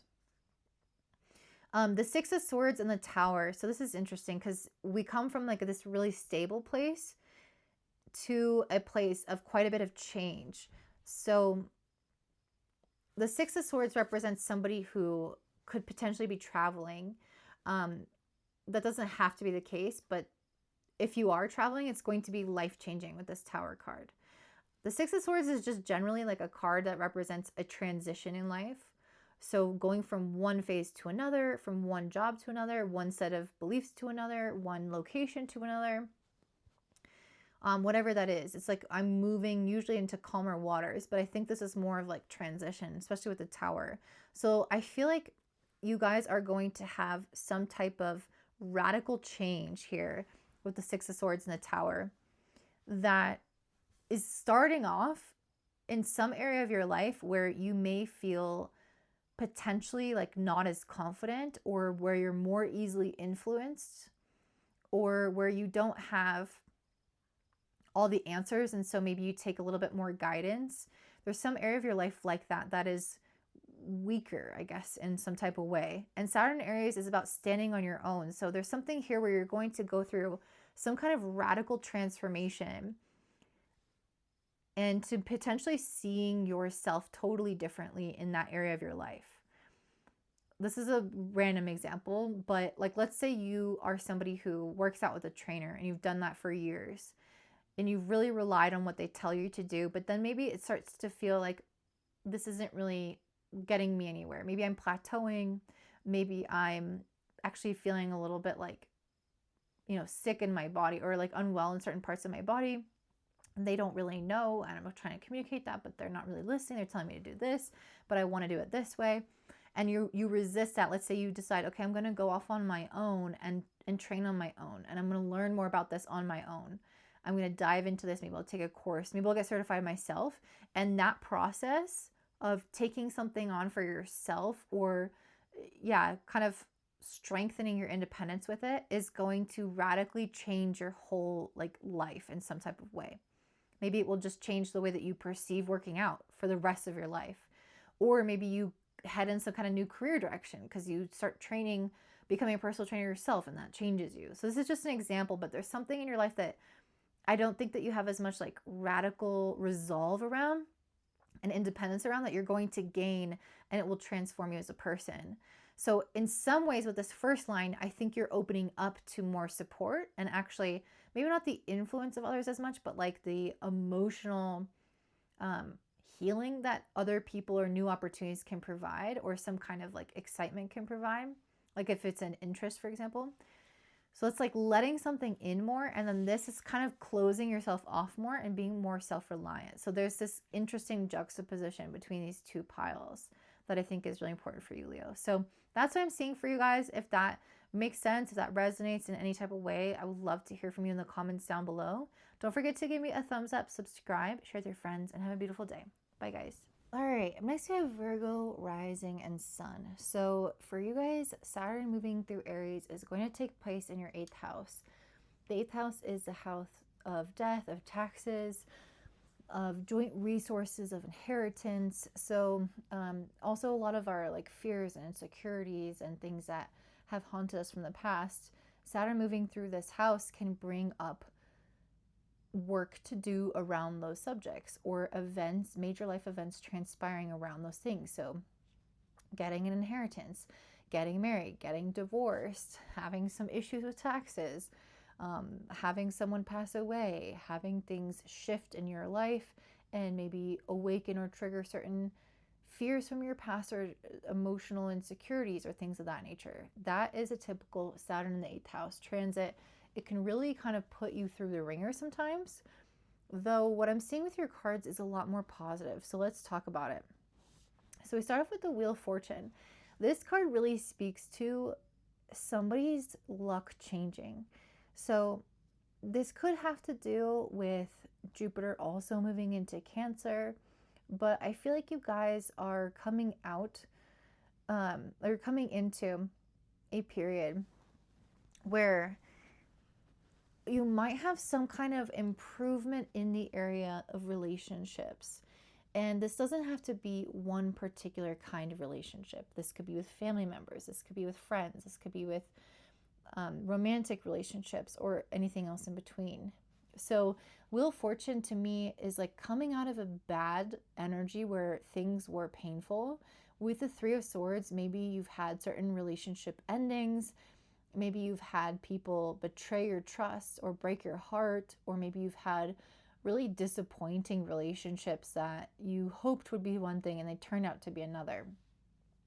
Maybe you were always treated unfairly in your family or had certain toxic dynamics going on with people in your life. Whatever this is, I'm seeing some kind of rewriting of the story happen and healing happen when Saturn moves into the 8th house. I feel like you guys are learning how to trust again. And I think it's coming again as a result of that being broken down by past connections. And that luck is turning in your favor. With the 10 of Pentacles, this is like a stable, happy family or dynamic with other people where there is this feeling of like, I can't be rocked. This foundation is so strong. You know, this is a card where like 3 generations of kids are there, right? Or people. So it's the grandparents, the grandchildren, the parents all together in this happy home. And it's super solid with all these people here to have each other's back. There's this feeling that you guys are going to come into a place in your life where you have a stability come into your relationships. And this might come as a result of doing work or, you know, looking at where you've had some hangups emotionally because of past wounding in relationships, and you do the work on it and it makes you really, really stable in some type of way in your life. And from that place, you attract or stabilize your current relationships. So you could attract somebody new, or you could stabilize your current dynamics with people. The Queen of Swords and Queen of Pentacles, to me, this is you. This is potentially speaking about you.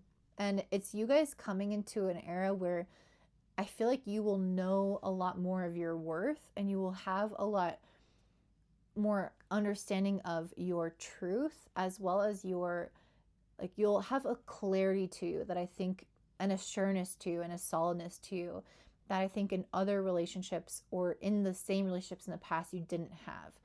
Maybe you express boundaries better. Maybe you communicate better. Maybe you understand your needs better, and maybe you're more confident in yourself and what you deserve. There's something here around having a lot of internal stability and clarity that will continue to support this stable relationship foundation here. With the Justice card, this speaks to having some kind of fairness. So only attracting people who match your energy, who give you what you put out or what you deserve, and realizing that things that you deserve to have things be fair for you in relationships.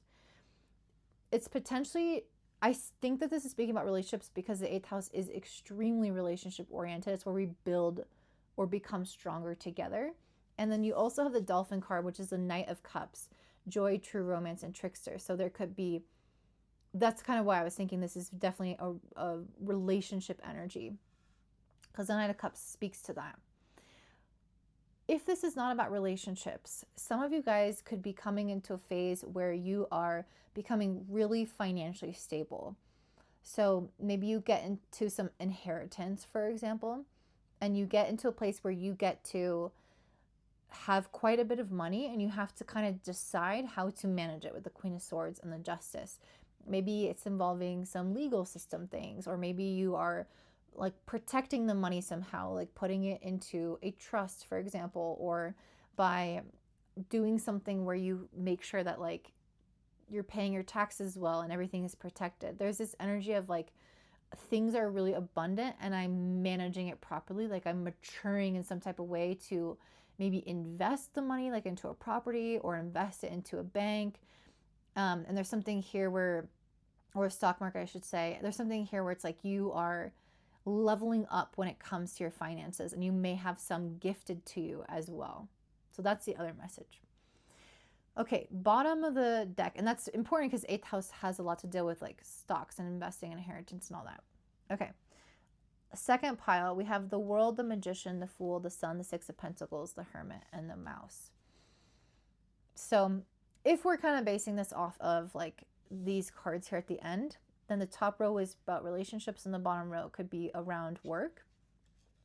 With the Three of Pentacles, this could also be around relationships. I mean, technically it's about collaboration and people working together on something, but it's also like research, following your dreams, working consistently towards something that is important to you, like putting in that effort. So this pile could potentially be about that.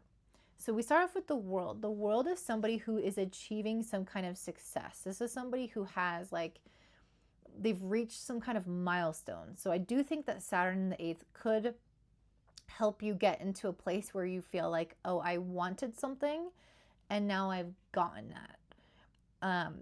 Like you set a specific goal for yourself and then it comes through. So this is kind of summarizing a lot of work, but Saturn in the 8th does require a lot of inner work to get to this place. So you do set a goal and you achieve it, but usually along the way you have quite a bit of kind of inner demons to battle, or fears or insecurities that you've been potentially previously working on, or maybe will start working on as a result of Saturn moving into the 8th. But it's doing the inner work as well as the outer work to get some kind of success, to finish up some kind of cycle that you've been working on and feel like you've reached that peak period of accomplishment or of seeing the evidence of the work that you put into it. So that's the first card. It's interesting to start off with this because usually I would think that that would be at the end, but I feel like you are kind of starting off with Saturn and Aries as like maybe somewhere mid-cycle, there could be some type of success that you reach. Then we have the Magician. This is talking about how accomplishing something or ending some kind of cycle that's been going on in your life helps you develop a greater self-concept and feeling of capability. The Magician is somebody who can be quite a good manifester or creator of their desires. And so I feel like you're going to realize how powerful you are as a result of ending some cycle or achieving some kind of goal. And you're going to be like, wow, I'm unstoppable. If I ended this family karmic pattern of addiction, I can do anything. If I achieved this like physical feat or this goal that I had for myself, then I can accomplish anything else. That's that feeling of like, oh, I see how much my inner resolve works, and I'm feeling much more powerful and capable, and I'm developing greater self-confidence and greater trust in myself that when I say I'll do something, that I'll do it and I'll succeed. So there is a reassurance of your skill, of your knowledge, of your capability, of your follow through with this as a result of ending this cycle or achieving this goal. Then after that self-concept is implanted within you, I feel like you can put it to the test with this Fool card. Okay, now that I see myself, like let's say I have a goal for my business as an entrepreneur. The Magician is like, okay, now I've exceeded that goal maybe, and now I understand how to accomplish this and I can do it again. I can make myself successful again because I have the ingredients and know kind of how to use them even in different environments or in different scenarios. Then you move to the Fool and then you put that different environment to the test. You're like, okay, now that I've done this, like what if I take this chance in my life? What if I go out and do X, Y, and Z? Like this whole brand new beginning. This is a start fresh. It's a 0 on this card here. So there's something where you're like, okay, I have now accomplished this. I've proven to myself that I am X, Y, and Z type of person.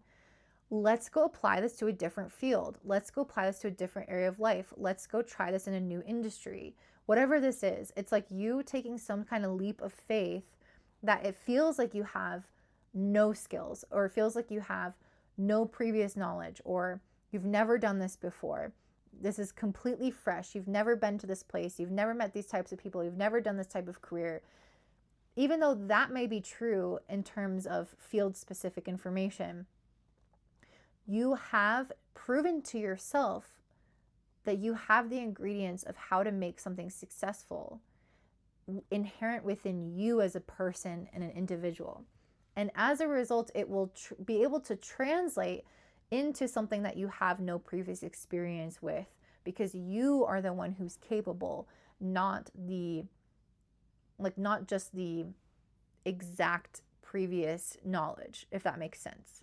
So you are the one who understands what hard work is and can bring that into your new endeavor.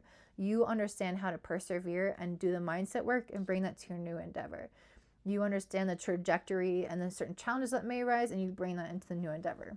And as a result, you take that leap of faith, and I feel like it grows you in your confidence. It grows you in your self-worth. It makes you feel so much joy.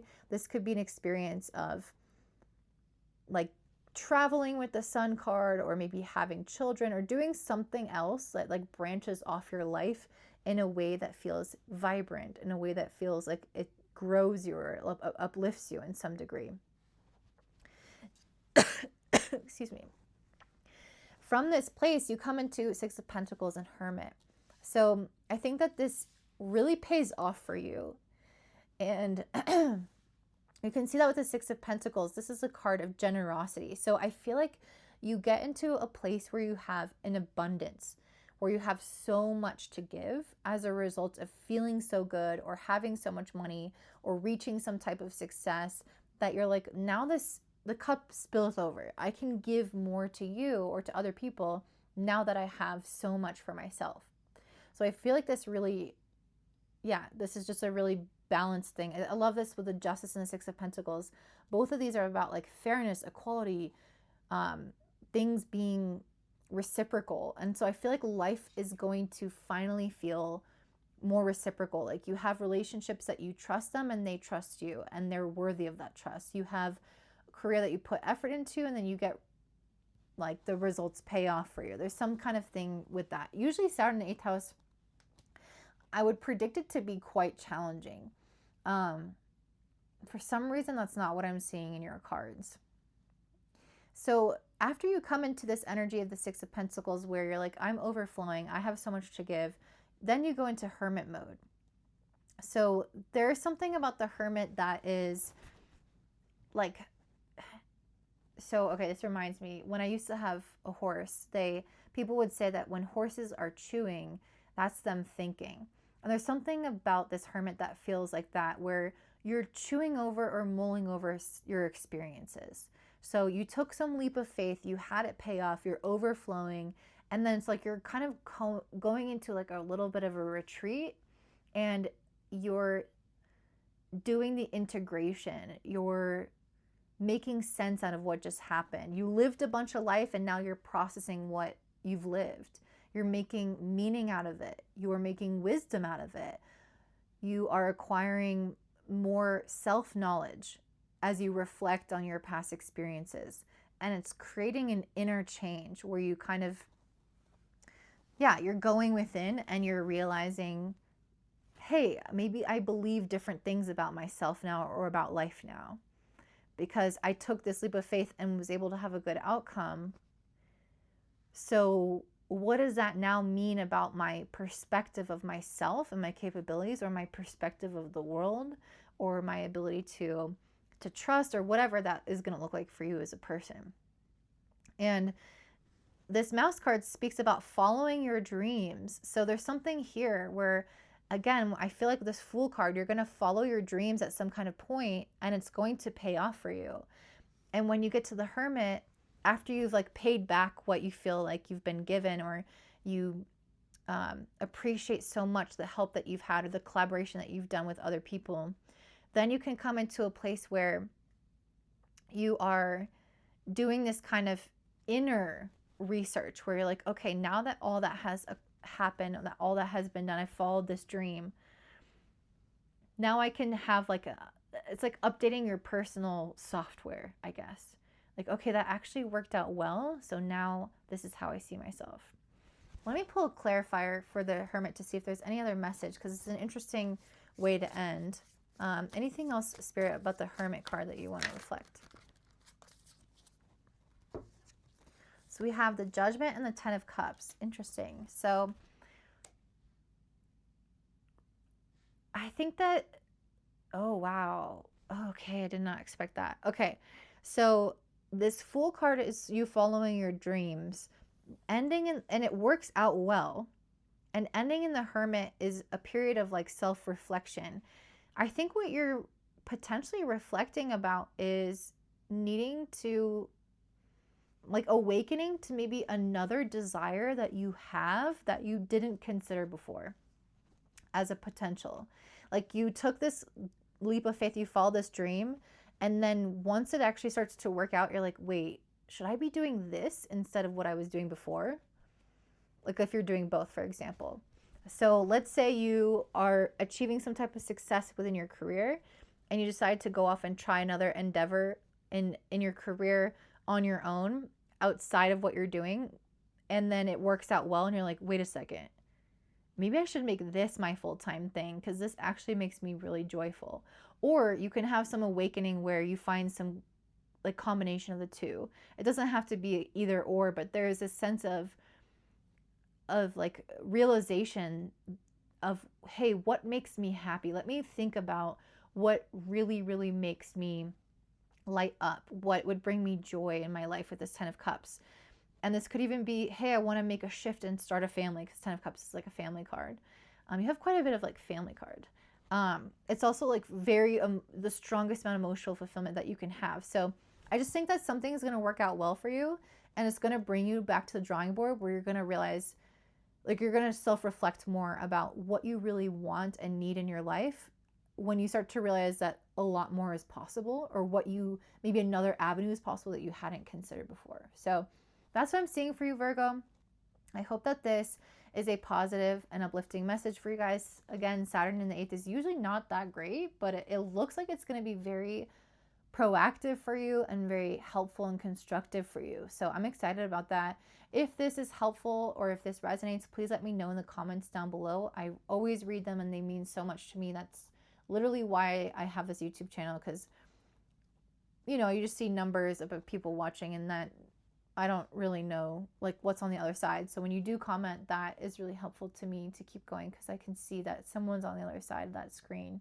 And I appreciate you guys so much. Don't forget to like this video, subscribe, share with your friends. Have a beautiful day and take care. Bye. All right, up next I have Libra, rising, and sun. So for you guys, when Saturn moves into Aries, this is going to be taking place in your 7th house of relationships. So one of the common things that you might experience when Saturn moves into the 7th is a seriousness that can come over your relationships, where you start looking at your commitments that you have to people, the dynamics that you have going on, and you ask yourself and reflect, does this relationship make sense for my life right now? Do I like the way that things are going?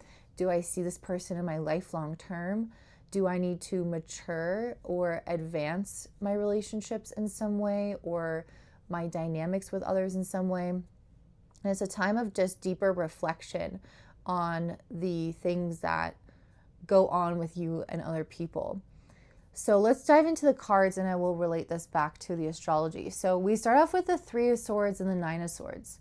So this does make me think that having Saturn move into the 7th could bring up some of your maybe fears or past kind of painful experiences, or maybe just, you know, current ones where you have something happen in the relationship that creates a little bit of unease. The 9 of Swords is a card of kind of being awake at night and thinking about this thing or feeding into something. And the 9 of Swords usually says that there's something unfounded. However, because it's preceded by the 3 of Swords, it does make me think that there could be certain tests and challenges within your relationships, or certain things that happen to the people that you love. For example, you know, like maybe a loved one going through a difficult time, and then you have to emotionally kind of process what's going on in their life. That is something that can happen during Saturn in the 7th house.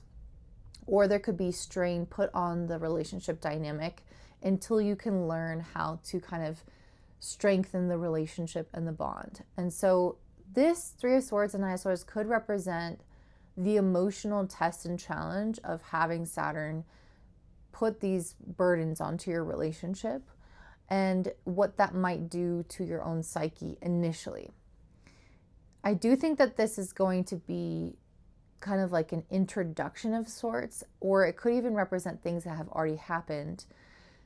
And I think you're going to quickly kind of move out of that into more productive and useful energy. And I can see that with this Two of Pentacles. I think that the Two of Pentacles has a lot to deal with juggling many different dynamics or responsibilities or priorities.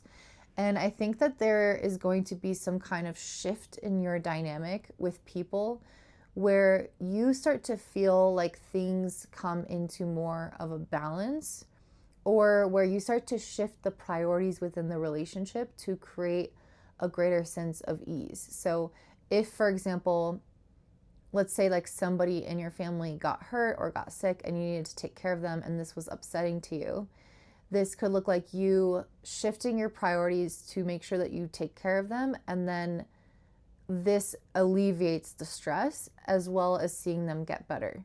So there's something here around being able to make some kind of productive change or alignment with your values within the dynamics with other people.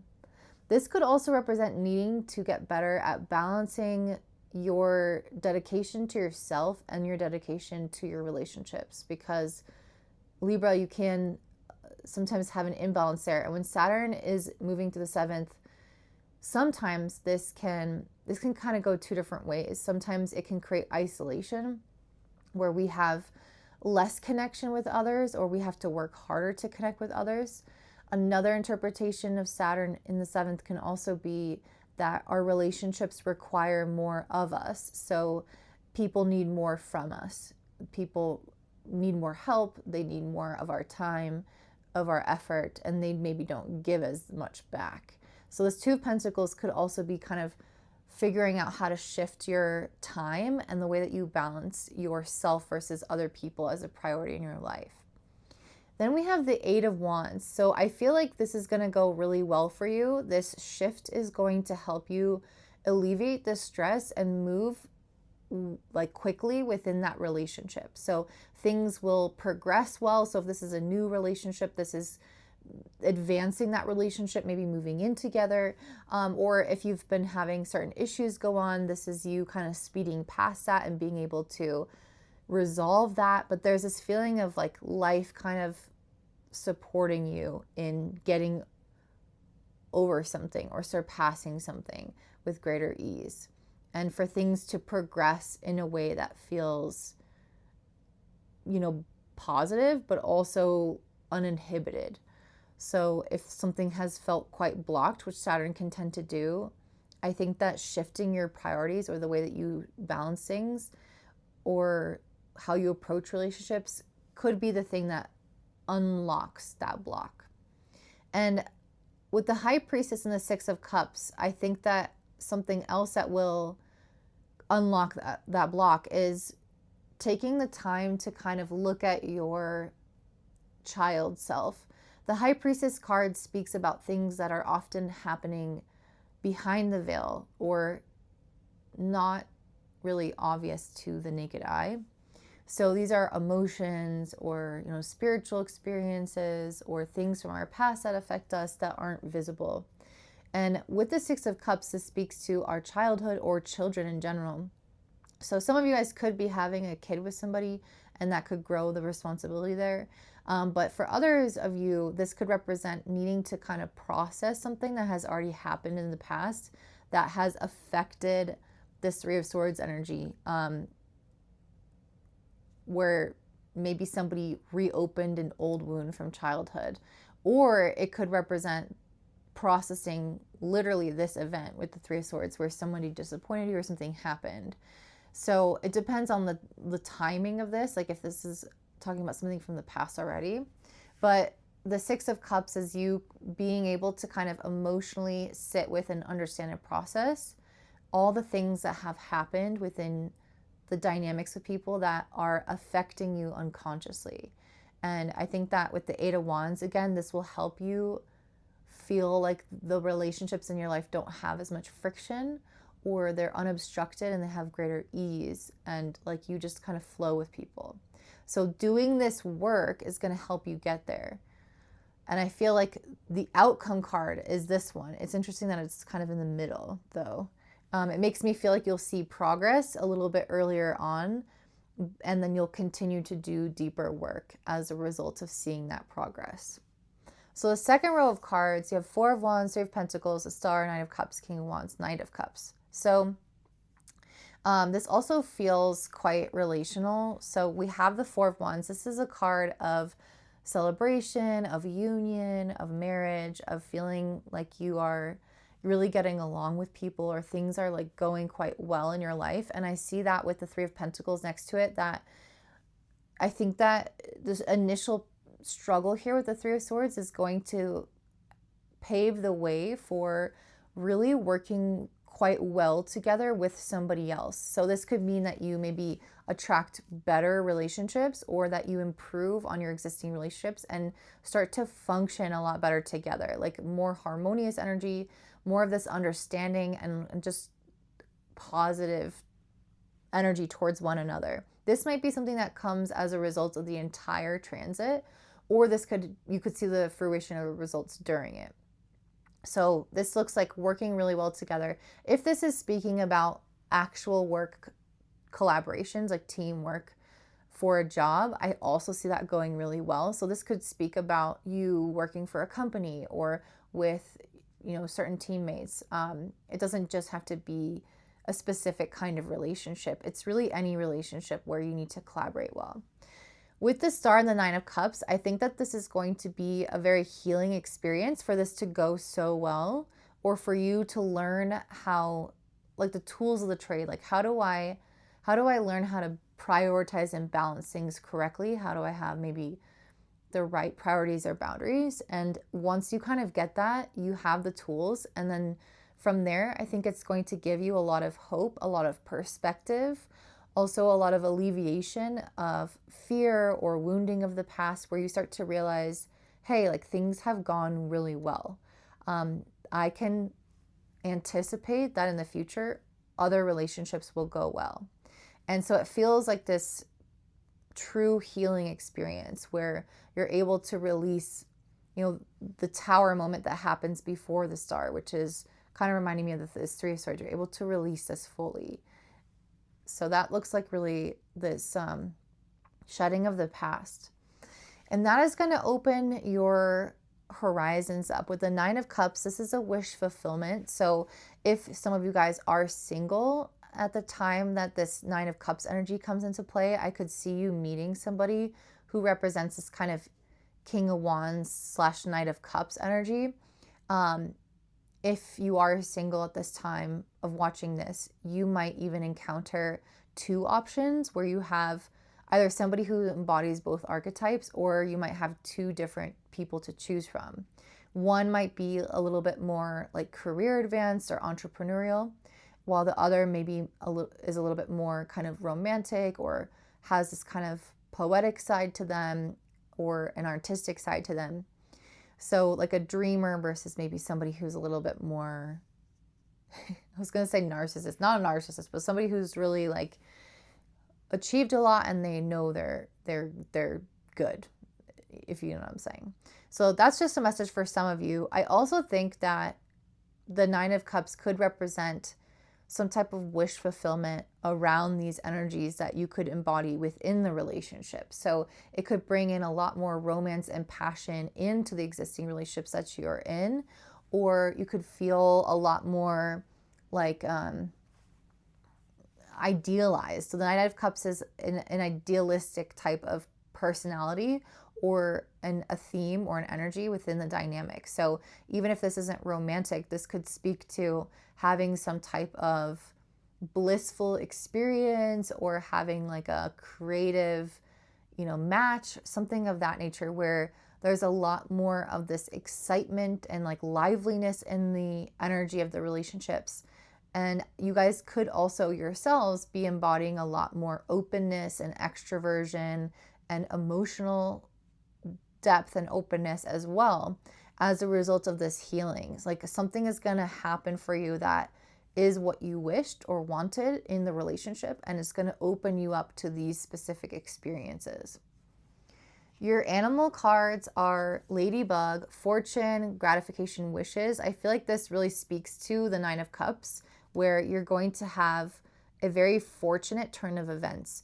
Normally, Saturn the 7th is quite challenging, so I'm curious if Neptune also moving into the 7th is changing things up, as well as Jupiter moving into Cancer, Uranus moving to, we have a lot of different things changing. But I think that it's not just Saturn alone doing this, but I think that Saturn is paving the way for this Nine of Cups. So you're doing the inner work, you're overcoming some type of wounding and fear in order to actually achieve some type of wish fulfillment. So really having the types of dynamics that you want with others. With the Cardinal card, this really speaks to me to the King of Wands. The Cardinal says creative force, zeal, and sacred song. So you guys might have some kind of creative collaboration with someone. I was getting that really strongly, that there's some kind of inspiration, again, like a poet or somebody who is like a natural artist. So I could see you guys like coming together with someone, again, maybe to make a child, like a literal creation of life, or there could be some kind of work collaboration. But there's this feeling that you guys are, you or your partner, or you and someone else, or you're both being creative, or maybe one of you is drawing that out of the other. But there's something here where I think you're going to come together with someone to create something. I don't know how many times I can say the same thing. Then we have the Goat. The Six of Pentacles, just rewards, generosity, and establishing boundaries. So the Six of Pentacles is somebody who is only, they're generous, but they're also only giving that much because they have a lot themselves. So this kind of really harkens back to this Two of Pentacles, where I feel like you guys are going to be learning how to balance or juggle the right amount of time, energy, effort, money, whatever, that you put into other people versus yourself. And I think that you're going to stop overextending yourself for people who don't ever give that back, who don't ever fill your cup. I think you're going to have more appropriate boundaries. And I think you will also be able to feel more comfortable giving to people, because you will have a clearer notion of who's the right person to give to. Like, what's the right kind of person I want to attract into my life? And from that place, you will be able to give generously without being taken advantage of. So I see you guys really healing maybe some of your fears around relationships, maybe some past hurts where people did take advantage, where you couldn't maybe trust your judgment or couldn't trust the people in your life. And you're doing the work to overcome that. And then you get to a place where you have these really balanced dynamics with people and have some type of wish fulfillment when it comes to what you're looking for in your relationship with others. So that's what I'm seeing for you, Libra. It seems very, very positive. I do think it starts off a little bit painful, but we end with this really beautiful Knight of Cups, which is like true romance in this deck. So I am excited to see this evolution for you. And if this resonates or if this happens for you, I'd love to hear from you in the comments down below. Don't forget to also give me a thumbs up, subscribe, share with your friends, and have a beautiful day. Bye. All right, next I have Scorpio rising and sun. So for you guys, Saturn moving into Aries for the next 2.5 years will be transiting through your 6th house. This could bring potentially some challenges to your health. Sometimes the 6th house does force us to slow down a bit to take care of our health if you have been overworked. Sometimes Saturn moving into the 6th can do just that. It can overwork you, because the 6th house is also the house of work and routine. So you might just have more responsibilities and have to be more disciplined in your routine or your endeavors. So generally, those are the areas that tend to have the most stress. It can also really create a need to work together with other people and also put potentially some strain on that. So if you are participating in some kind of job where you're working as a team, there could be some monkey wrenches that get thrown into the mix as a result of Saturn's transit that challenges the dynamics and forces you guys to collaborate better, essentially. So those are kind of really common things that can happen with Saturn the 6th, but let's go ahead and dive into the cards and I will relate it back to the astrology. So we start off with the King of Swords. So the King of Swords to me is really speaking about discernment. And I think that you guys are really going to be coming into this kind of practical mindset. The 6th house, it does have that type of energy where you are getting down to brass tacks. Like you're looking at the numbers, you're looking at how much time something takes, how much something costs. You're looking at your health, for example, and you're looking at things from a less emotional perspective or a less of an ego perspective with the King of Wands in reverse.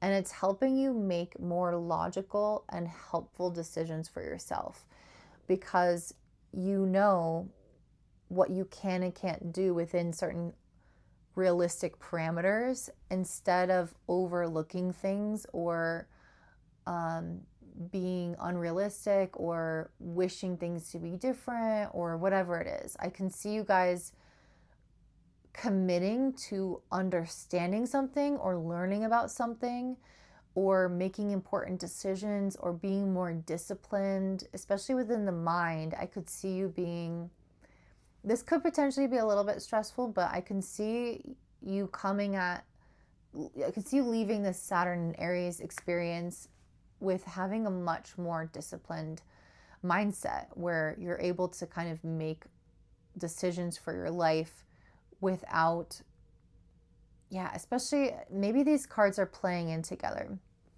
You guys could have, with the Devil in reverse, some breaking of bad habits. You could have, the willpower to end certain addictions. If you've been in a cycle of eating really poorly, not sleeping, not exercising, overworking, being too stressed, any of those things, you guys might find that this King of Swords creates the discernment and the logical response to how to take care of yourself or a situation, and not the attachment with the Devil in reverse. You're like releasing this attachment.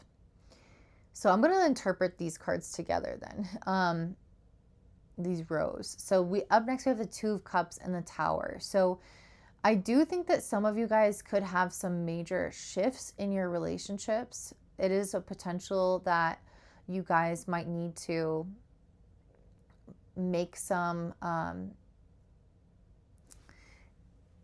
was going to say make an important choice, but I don't know. I feel like it's more so that there could be just disruption to your equilibrium when it comes to your day-to-day life and the people in your day-to-day life. Maybe you have certain people in your life, maybe they're changing or they are not as available or you're not as available.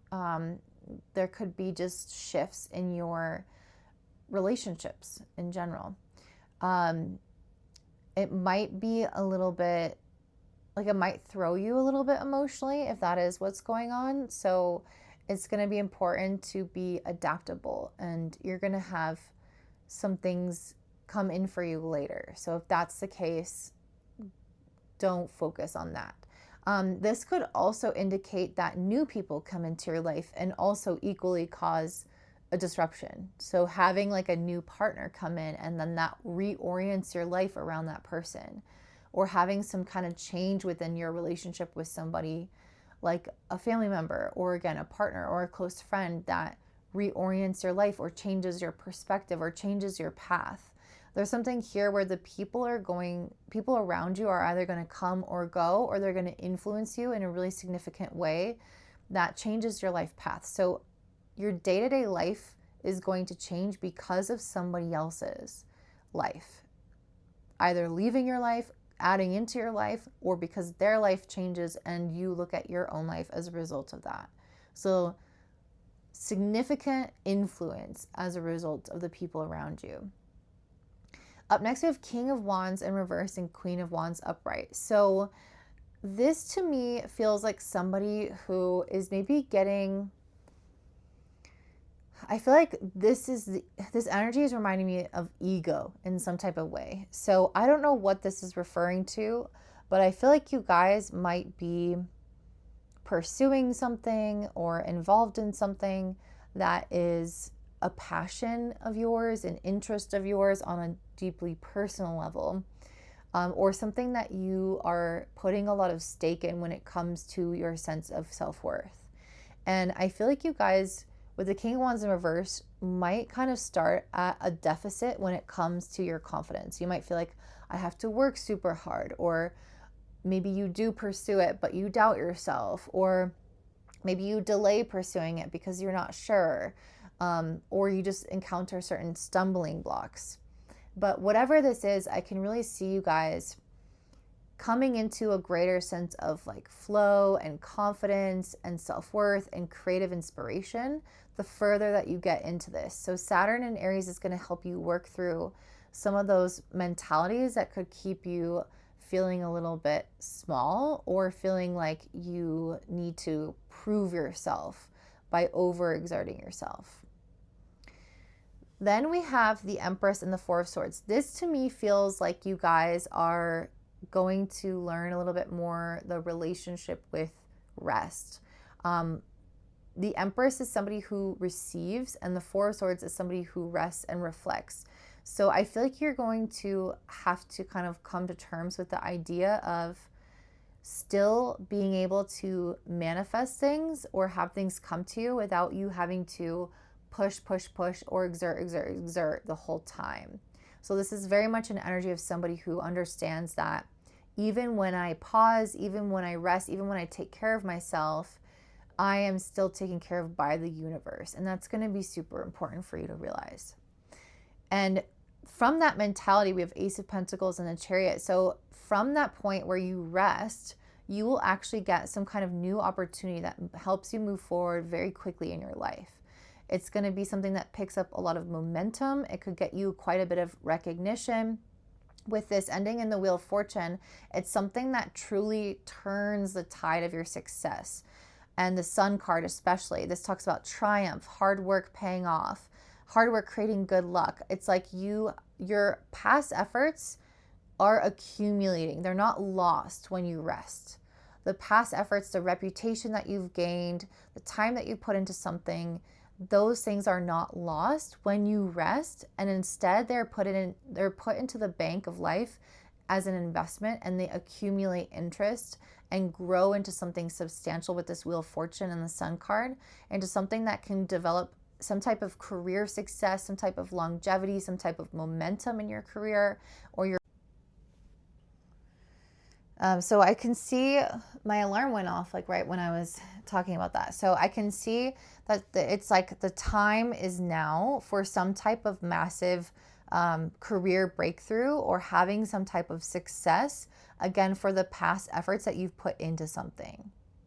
And with the Temperance card and the Eight of Cups, I feel like you're going to be healing quite a bit when it comes to, again, these addictive tendencies or escapist tendencies, or if you have been, the devil speaks to like attachments. So I'm attached to a limiting belief, I'm attached to the storyline, and as a result of that storyline, I have X, Y, and Z type of behavior.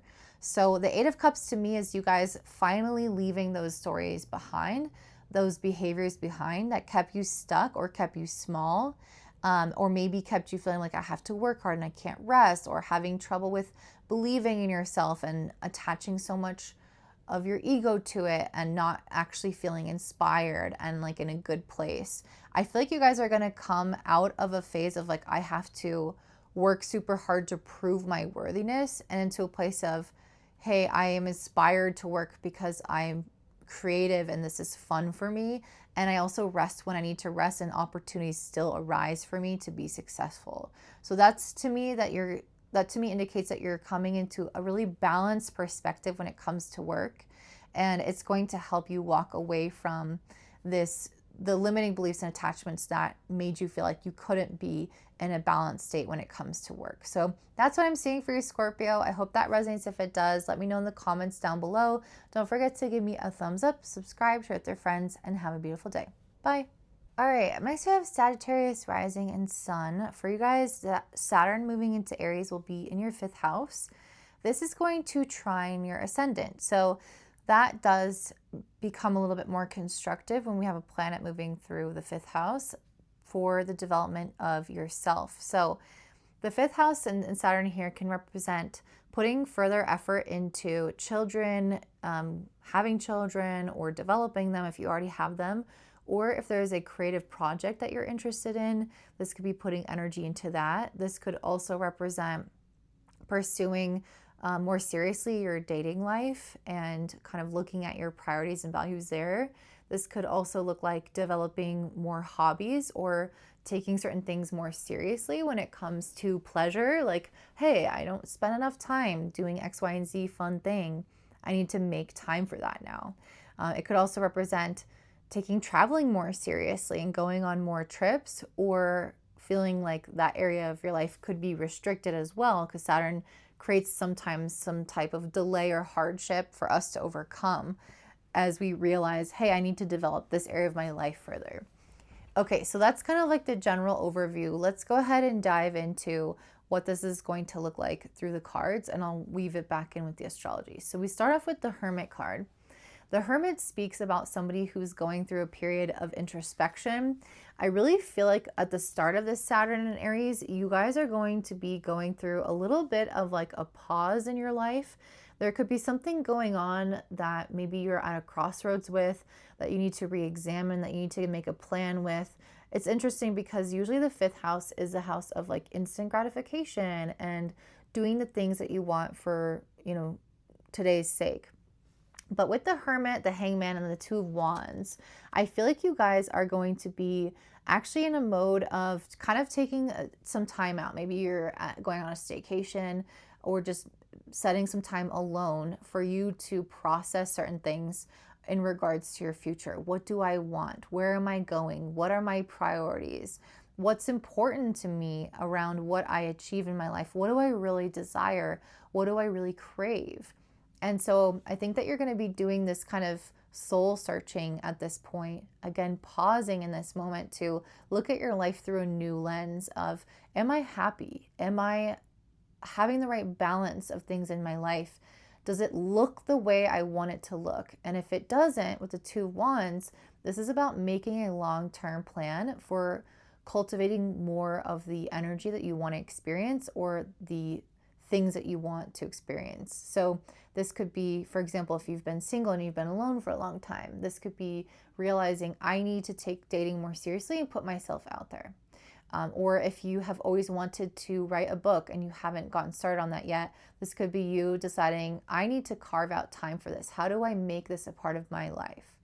And having long-term goals that you might have to sacrifice certain things in the short term to get there. So it's like you become more disciplined and more wise when it comes to your pleasures. So it's not that you are not seeking them. You are seeking them, but you're seeking them through more of a responsible lens. So like, I've always wanted to write a book, so I take the time to write it instead of seeking pleasure by going on my phone and spending hours doing that in the short term. So it's like this delaying gratification to create or spend more time and energy that actually gives you greater pleasure long term. And I see you making a plan for that with the Two of Wands. We follow this by the Temperance, the Three of Cups, and the King of Cups. So I really feel like you guys are going to be coming into a much more balanced state, especially emotionally. I think that you're going to spend more time with friends, or more time socializing with the Three of Cups, and more times with the King of Cups doing things that you love, or doing things that make you feel like you are in a flow state with, or that you feel really intuitively guided to try. There's this feeling of like, I am myself when I do this thing. Maybe this is exercising. Maybe this is traveling. Maybe this is seeing certain people. Maybe this is playing the piano, like whatever this activity is, or, relationship is. I see you putting energy and balancing with the Temperance card, balancing these aspects of your life out really well. So not just having a life dedicated to work and responsibility, but to the cultivation of deep emotional connections, of taking time out to celebrate and just do stuff just for fun, just for shits and giggles. And also doing things that you are deeply aligned with on a personal level, that you have natural talents and natural inclination towards, and cultivating those skill sets. So I really feel like you guys are going to be, again, in a good kind of like flow this year. And that's what Saturn trining the ascendant does, is it creates this steady flow of work, and it might not feel as much like work. And it also creates, again, an ability to balance out your different priorities. And I can see that in the second pile with the Star and the Two of Pentacles. I feel like you guys are going to get really good at balancing out your ability to work and play, your creative energy, the things that you are inspired by, and the things that you kind of have to do to advance your life. I see you getting really, really good at doing all of this. If you have kids, this could be getting really good at balancing being a mom and being an individual and pursuing things for yourself, or, you know, being a mom and or a parent, I should say, and having a career. Or this could be anything, like if you start a new relationship, getting really good at balancing, enjoying that relationship while also still continuing to develop as a person. So whatever that is, I see you getting really good at juggling 2 or more major facets of your life in order to continue to have fun and enjoy life. And with the Star card, I really feel like it's inspiring you in a lot of new ways. Maybe you feel very hopeful, maybe you feel really creative and you start to come up with new ideas or other things that you want to try, or you just feel a lot more alive and have a lot more kind of contagious positive energy. But there's something positively infectious about this, where you seeing the results of like having more pleasure in your life is going to create more buds that will turn into later sprouts or fruits of your love, basically. So it's like, oh, I have one kid and it goes so well and I'm doing so well that I decide I want another. It's like multiplying the blessings, or finding out that you are just so hopeful and positive about the future that you feel like, I see more out there for myself. Even if you're not doing it right now, you can see yourself doing it later down the line, which is super cool. After that, we come into Queen of Swords and Three of Pentacles. This to me really gave me the energy of putting work on other people, like delegating, not just having to do things on your own. The Queen of Swords to me is somebody who's really, really good at saying no. She's really good at having honest conversations with people, hard conversations with people. She's good at employing other people because she is kind of direct in what she expects from them, and she has really good boundaries. So I can see you guys entering into this new era with Saturn in the 5th, where you are kind of in this like no BS energy. I see you being playful. I see you having fun and pursuing more of your heart's desires, but I also feel like what's allowing you to have time for this is this no BS approach, where you're like, okay, I don't want to spend time on that. I'm cutting that out, or I'm going to delegate that to someone else. And by doing that, it frees up the space for you to actually have balance. You truthfully can't have balance if you try to do everything all the time by yourself. And the Queen of Swords recognizes that and employs other people, or asks for help, or does things as a team in order to create that success for everybody involved. So I really feel like you guys are going to be somehow collaborating with other people, even if it's just relying on your partner if you have a baby, or if it's if you do live with somebody, like sharing the chores or sharing expenses, so it's less pressure. Or if you are working on your own, maybe you hire somebody out to help you with something, or maybe if you live alone, you hire them to cut your lawn, like really simple things that could save up time for you to do more of what you love. And that is going to give you a lot more life back. So you might pay for this. You might, initially, this could be something that you're somehow hesitant with, maybe not, but some of you guys might be used to being really independent and not having to pay someone for this, or not having to rely on someone for something. But the moment that you make this switch, it's going to free up so much life energy that you're going to actually attract more abundance to you. You're going to see more opportunities. You're going to have more things come to you because you'll have more energy of creation, or you're going to have more spaciousness in your life and more optimism in your life, that you're able to see things clearer. You're able to attract more with that positive energy.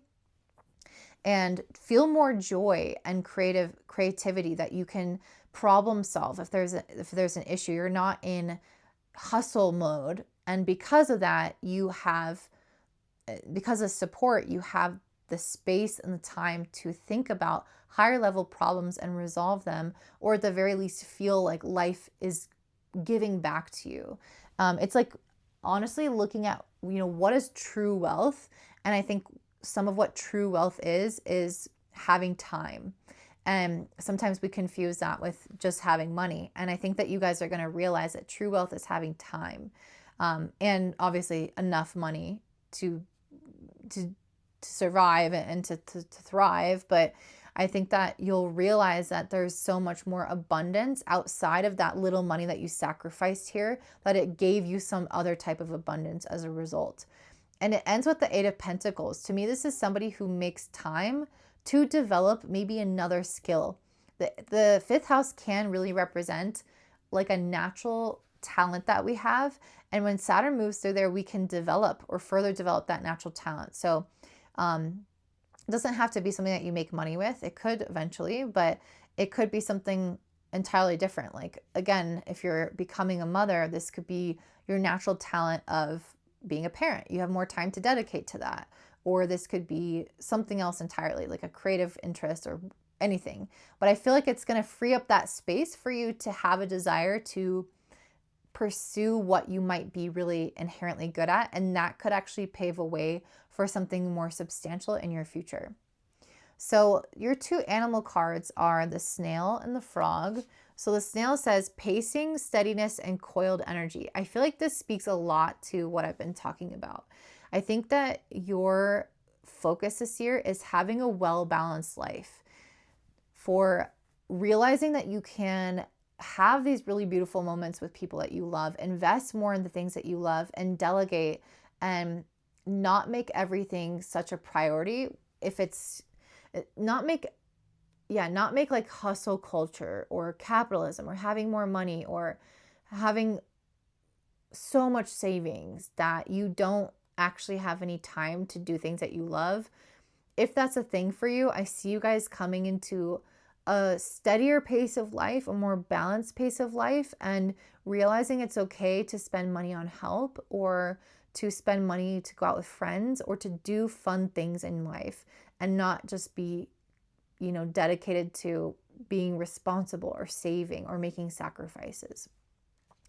With the Four of Cups, the frog card, this says contemplation, apathy, and new opportunities. So this really speaks to me to a lot of what you're experiencing, I think, at the first half of this transit with the Hermit and the Hangman. I think that you're going to have, and the Two of Pentacles too, I think you're going to have a shift in priorities.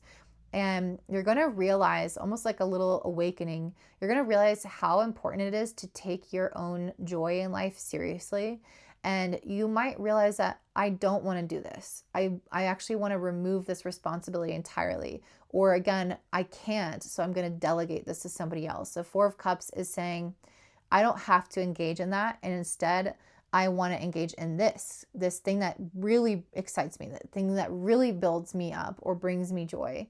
So the Four of Cups to me is somebody who is saying no to things and saying yes to other things as a result of deep contemplation and alignment with yourself and your values. So that is what I'm seeing for you, my beautiful Sagittarius. It looks like you're entering into a period of understanding what life is really about and what true abundance really is, and getting to experience that this year or this next 2.5 years. So if this resonates with you, I would love to hear from you in the comments down below. Don't forget to give me a thumbs up, subscribe, share with your friends, and have a beautiful day.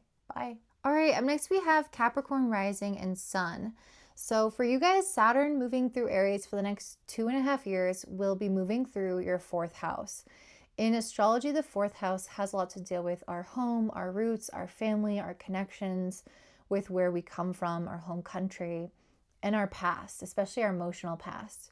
When we have Saturn move through this house, we could feel like we're having to kind of dig up the past and do a little bit of work on things that have already happened, process the past. It can also indicate having to kind of go off and somehow separate from your family or work on issues that are existing within your family. So This could be, for example, moving out of the house if you're at that young age, or having to do something to take care of a family member if your parents are older, where they require a little bit more of your attention or responsibility. So there can be either a further investment into your home, like buying a home or starting a family or taking care of your parents, or there can be a little bit of a separation where you move away from your family, move away from your home, you change homes, and you change kind of your living situation, and might have a little bit more isolation. So all those are possibilities, but at the core of this is doing a lot of inner work. So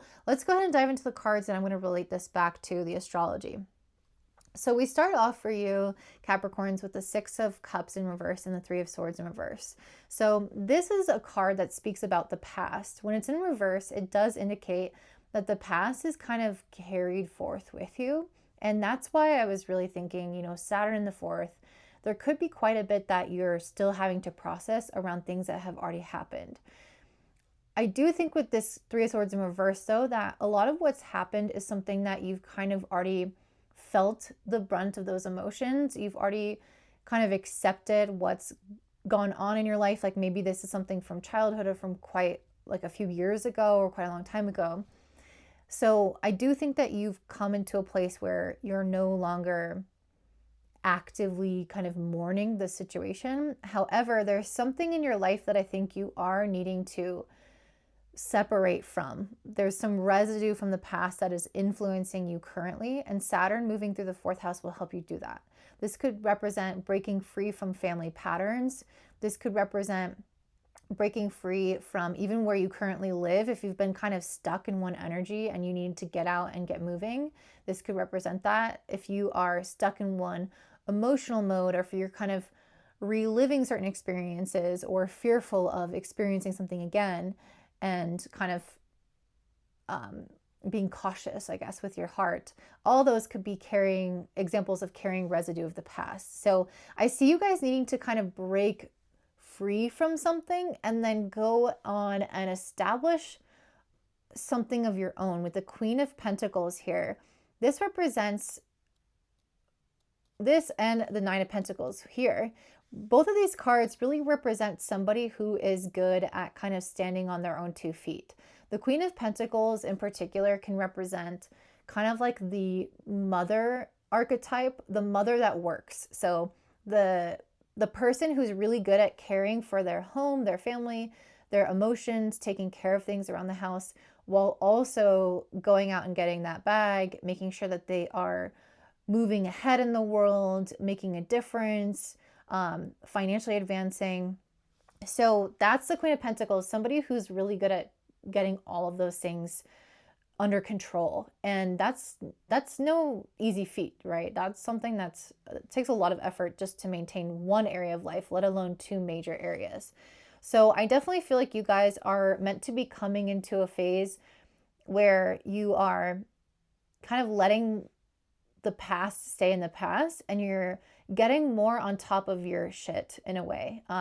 If you have stuff like around the house that you've needed to take care of, like if you own your own home and there's repairs that you needed to get done, the Queen of Pentacles represents needing to take the time and money and energy to invest into fixing those things.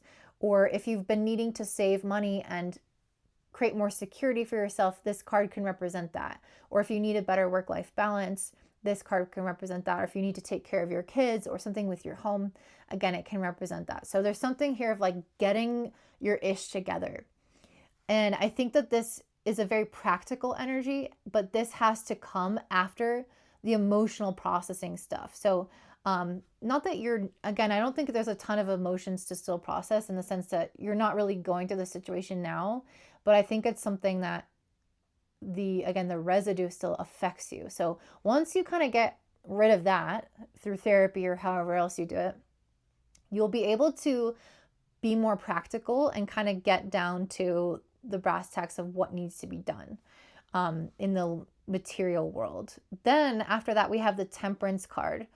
So this is a card of finding this sense of peace. So I think that you guys, again, will come into a place where you are feeling really good, like in your own skin and emotionally. So if you do make some kind of change here to let go of that residue, so let's say if you got stuck in some kind of energy, that again, maybe you move to another place, and then you kind of get yourself situated, take care of things on a practical level, get yourself nice and stable and secure, and then you'll find that you're really peaceful there, that you're feeling quite at home in this place.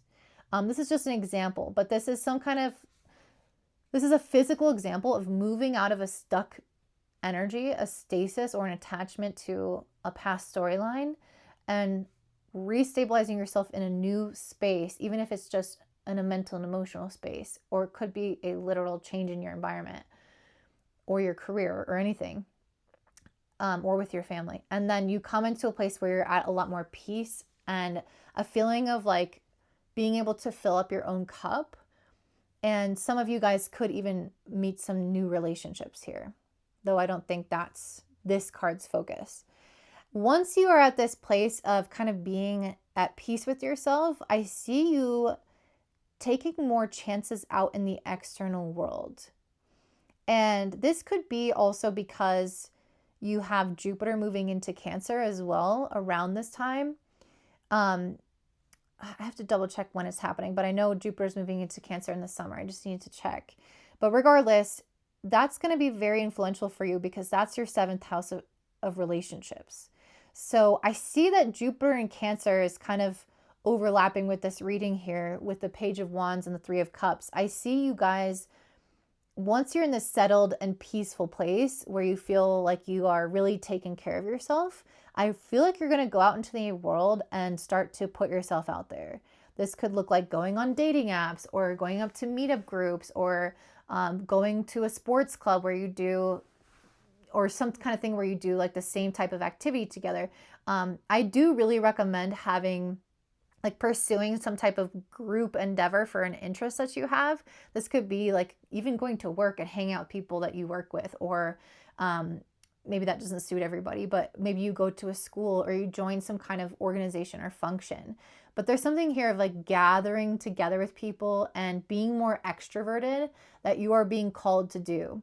And you know, you got the Jaguar card, and this says, it's a Queen of Swords. It says quick wit, facing demons, and profound transformation. So I like this card. First of all, let's start with the quick wit. I feel like you guys are going to become, again, more extroverted, and you're going to really show the world like how sharp you are, how intelligent you are, how good at communicating you are.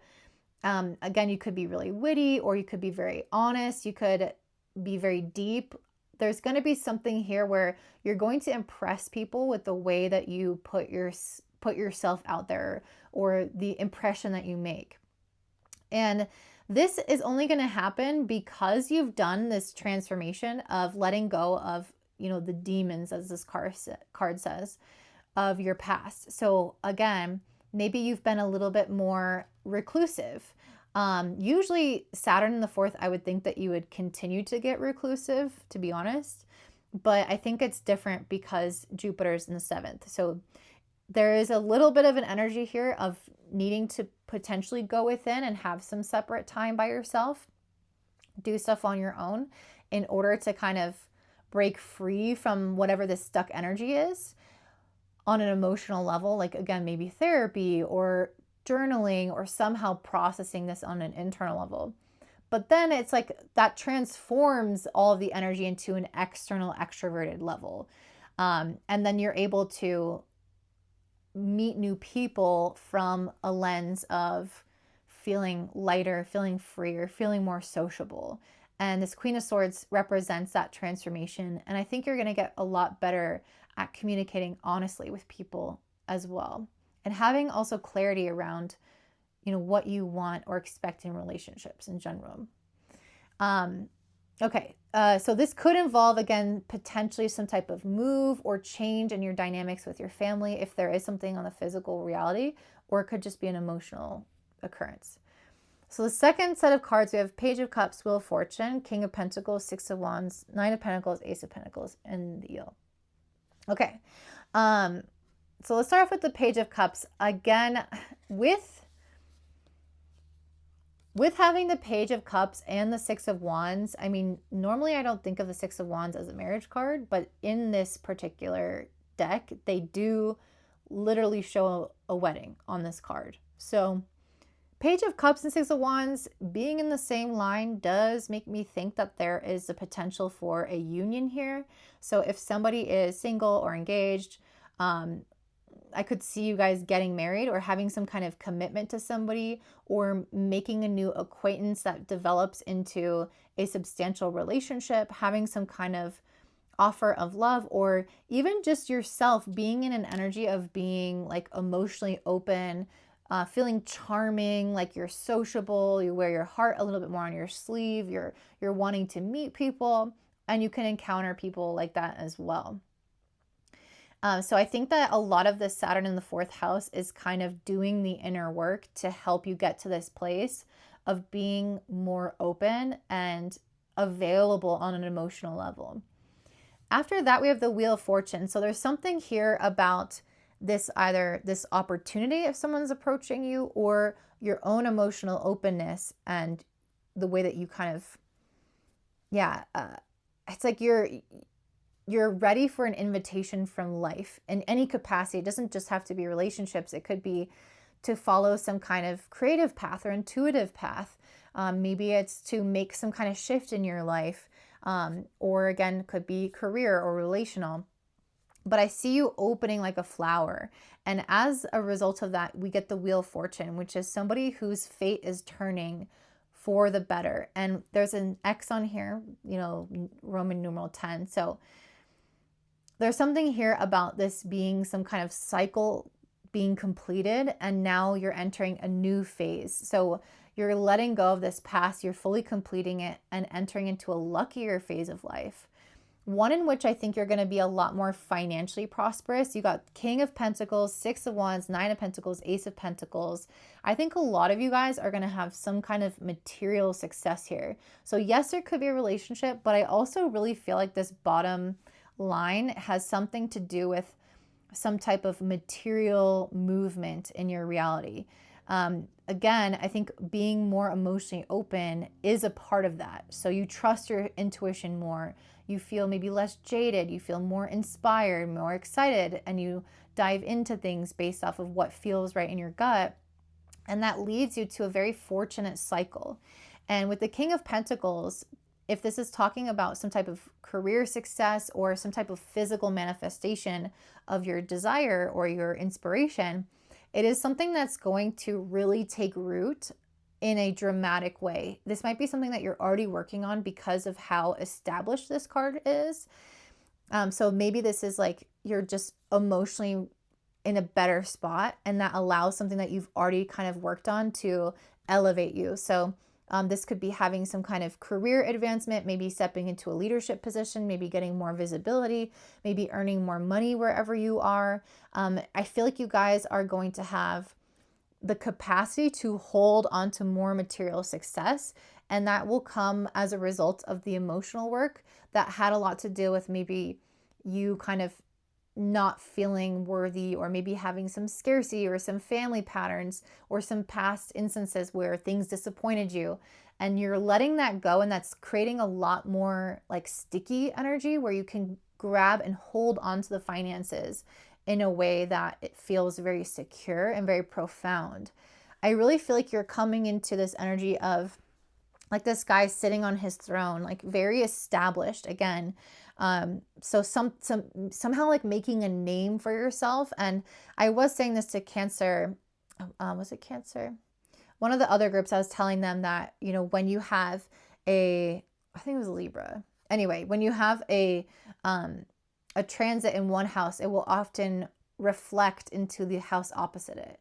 So Saturn in the fourth can also make waves in the 10th house of career and reputation. So again, I feel like you're building with the Six of Wands, King of Pentacles, some kind of reputation for yourself as a result likely of previous work done. You're getting some kind of recognition. If this is something brand new, it's like you kind of hit the ground running and almost like an overnight success type of thing. And that's not as common. So that's why I think most of you guys have already been doing this. Nine of Pentacles and Ace of Pentacles. If you guys have been frustrated about being financially dependent on someone, or feeling like you don't have enough in savings, or feeling like you have one stream of income but you're really nervous if that is going to dry up, like the sense of like, if you've had any kind of lack of security within your material reality. This could even be a home, like, oh, we keep moving around and our lease keeps expiring and we have to find a new place and we're constantly displaced. Or again, we keep having things come up that are requiring more money, and I don't feel as secure because I need more savings. Or I really wanted to work in this industry, but I haven't found money in that industry and I'm having to be practical and do this instead. I see whatever that lack has been, where you have been looking but haven't found what you wanted. I see that changing with the King of Pentacles and Nine of Pentacles and Ace of Pentacles. I think that there's going to be some kind of spotlight shown on you in a way that is going to allow for you to make the necessary relationship connections or have the necessary opportunities come to you as a result of your efforts. This isn't out of nowhere. This is your effort that you have previously put into building your reputation, building your skill set, building your knowledge, and putting yourself out there.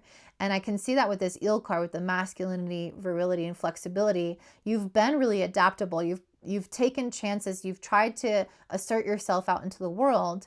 And now the universe is going to respond with some kind of stability and independence with your money. So if you've been wanting to kind of work on your own, for example, or build up a current business of yours, or again, maybe buy your house or move out on your own, whatever that independence looks like, and sense of stability that maybe you were lacking before, I see that coming in for you guys in a way that's going to feel like there are a lot of blessings. There might even be more than one opportunity, more than one way of making money. And I think that the Saturn in the fourth is going to really encourage you to put some of that money aside for some type of future endeavor, to save some of that, because Saturn in the fourth is very cautious, very considerate of the future, and definitely wants to feel safe by having quite a bit of money in reserve. And I see that being possible for you guys by the end of this transit in 2.5 years from now. So yeah, that's what I'm seeing for you, my Capricorns. I think that a lot is changing for you on an emotional level that is going to shift your openness in relationships. And I also think that is going to translate into some type of material success. And this could be, again, financial, career, but it could also be home. If you've wanted to like settle down, put roots somewhere, but you haven't had the money, or you've wanted to build a family, but you couldn't do it because of career and money. I see this changing for you as a result of hard work. It's not coming out of nowhere. It's not dropping into your lap from the divine. It's a result of hard work that you either did really, really fast somehow, but I think most of you, it's been an ongoing effort that you're really seeing pay off. So that's what I'm seeing for you, Capricorn. I hope that resonates. I hope that this is enlightening for you or just helpful for you in some type of way. If it is, please let me know in the comments down below. That really helps me keep my channel going on a mental and emotional level, to be honest. It's hard to just see the numbers and not see people. So when I see the comments, it really makes me feel connected to the effort and energy that I put into this. And any kind of comment or subscription or like is super, super appreciated. And I hope you guys have a beautiful day. Bye. All right, up next I have Aquarius rising and sun. For you guys, Saturn moving into Aries for the next 2.5 years will take place in your third house. So quick overview. A Saturn transit to the third house can keep you quite busy. There might be a little bit more work on your plate to do. The third house tends to be us running around, doing errands, talking to people in our community, or posting on social media, getting our name out there if that's something that fits for your phase of life, or just being really productive. The third house can also be where you teach, or where you are learning about something, or you're having to work on communication, or having to become more disciplined or focused and practical with your mindset. So getting a kind of distraction-free mind, I guess, when it comes to prioritizing and thinking about what matters. So that's also, third house can deal with travel. So local travel, especially like within the same country, is really typical. So you guys might have to do that for work, or you might have to do that to help people out, or go see loved ones for whatever reason. You might have more obligations as well towards your siblings. So maybe more is going on in the lives of your siblings and you have to kind of be there for them. So that is very common with Saturn in the third house. So what does this look like with the cards? And I'm going to relate this back to astrology. So we start off with the Magician. We have the Star, Six of Wands in reverse, Eight of Pentacles, Four of Pentacles, High Priestess in reverse. Okay, so one of the first messages that I got here was actually with these Eight of Pentacles and Four of Pentacles. I really feel like you guys are having to develop your skill set around saving money or investing money or thinking about things more practically. With the Eight of Pentacles and Four of Pentacles, the message here was like, work smarter, not harder. So this could look like, saving money to buy a house, or investing money for your retirement or for some kind of future event, or wanting to learn how to just be better with your money or make more money, and just preserve or maintain a little bit better the material things that you have. It doesn't just have to be money. It could be if you own property, if you own something else or own a business and it has a chance to like be profitable in some way. I can see you guys needing to learn how to maybe preserve it better, or like spend less, or manage it in a different way that is going to ensure longevity and ensure security for yourself. And that's what Saturn is about, especially in the third. It's about having this kind of cautious and practical mindset. So I see you guys becoming more disciplined in the way that you perceive the material reality around you and how you operate with it. Because I think that your current predicament, your current way of doing things, it might be fine, but with the Eight of Pentacles, I almost feel like you're going to get a lot of joy out of trying to go about this thing differently. Maybe you start, pinching pennies and cutting out coupons, or maybe you start getting frequent flyer miles to go on these trips that you need to do for family, or maybe you get a second job and save a ton of money, or find some type of tax workaround that becomes deductible. And so it's like you don't have to necessarily always put a lot more time into something. I feel like it's almost getting a higher return on investment for the time that you put into something than before. That is, I think, one of the messages that came through pretty strongly here. And so there's this idea around efficiency and conservation of energy while still being productive, or still moving towards security through the material reality. So that is one of the messages here. I really feel like you guys are also kind of in this energy of manifestation with this Magician and the Star card. And it does feel, with the Six of Wands in reverse, it feels like an internal manifestation. So how do I put this? Like, it's not, the Six of Wands when upright represents you having a very obvious success. So it's like, okay, I'm going to buy this house, and then I manifest it and I save the money and I buy the house. And it's, everyone can see that you bought the house. You post on social media or whatever people do. That's not what this is. This is something like you're cultivating some kind of inner spark. And again, I feel like it's some kind of joy for a practical or useful mindset around some kind of material success or material management or reality here. So I feel like you're cultivating this abundance mindset. I think maybe I shouldn't say that with the Four of Pentacles necessarily. I feel like you're cultivating a mindset towards thriftiness, or you're transforming where you see opportunities. I feel like you're coming to a place where you're a little bit more peaceful and hopeful in this phase of your life. And it's allowing you to see where there are, again, opportunities to work smarter, not harder. Whereas before you maybe had this kind of fixed mindset of, I have to work in this way and I have to work super hard and life is stressful. This Magician, the Star card, feels like an internal manifestation of, being aware of more opportunities or a new outlook that will allow you to make something out of nothing, that will allow you to be like resourceful, I think is a really great word for this. So that is what I'm seeing here. And it's coming from a place of being at peace. Like you're not in super lack, right? You're not in like very scarce mentality. Even if you do lack, I don't think that you're in that mentality, because you wouldn't be able to access such a creative level of resourcefulness if you were in survival mode, because your brain would be kind of shut off from the creative thinking. So I see that with the Six of Wands, this is a true accomplishment for you. And I feel like you're going to be really proud, and you're going to kind of be in this energy of like, yeah, I just did all that. Like I just bought all this for like $10 because I had these cool coupons, or I downloaded this app, or I got these free miles, like I'm saying. These are just small examples, but I think you guys could have some type of larger breakthrough, and it might be in something that's not even entirely about money.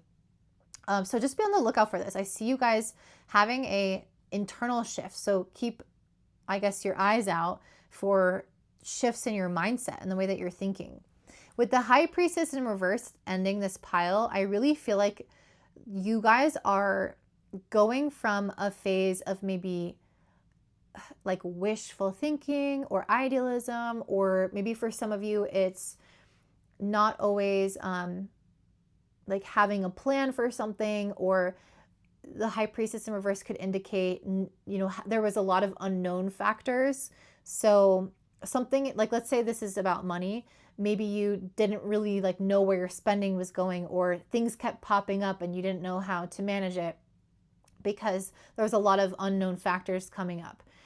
I see with this card in reverse that you guys are getting down into like a very practical material level where you're somehow able to take things that were once kind of unpredictable factors or variables that you couldn't always see, and you're able to now somehow plan for them or make them known or somehow bring them out in the material world so that things don't catch you off guard. This is like, okay, every year my car breaks down, and by now I should expect it, even though it keeps coming out of nowhere. And so now I'm like wising up, and I'm realizing that I have to save up for that every time, a little bit each month. That's just a weird, like, little example. And again, I hate to even box it in so much, because I feel like for many of you, it could be a totally unique situation that isn't even talking about just money. I think it could be talking about land or inheritance or a business or anything material. So yeah, I think that you guys are going to be able to somehow become more conscious of stuff that before you were not able to really become aware of.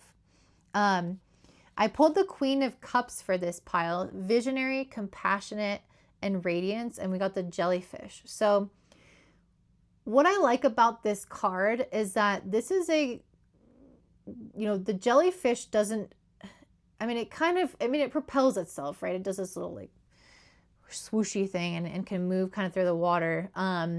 But it doesn't have a vertebrae. It doesn't have a tail in the sense that it can like swim like a fish moves its tail. And so there's a lot more here of the ocean taking the jellyfish, wherever it must go. And again, the jellyfish does play a role. They do have the ability to move themselves a little bit. So it's not like this completely defenseless animal and passive animal. However, it is largely trusting this kind of process of life and where things naturally go and take them. And there's an adaptability here and a trust of one's own instinct. That is part of what I think is getting you to this place. Again, I think with the Magician, the Star, you guys are in this mode of manifestation because you are in a place of a little bit more like intuition or trust with the universe and with yourself. You're in a place of emotional security or safety.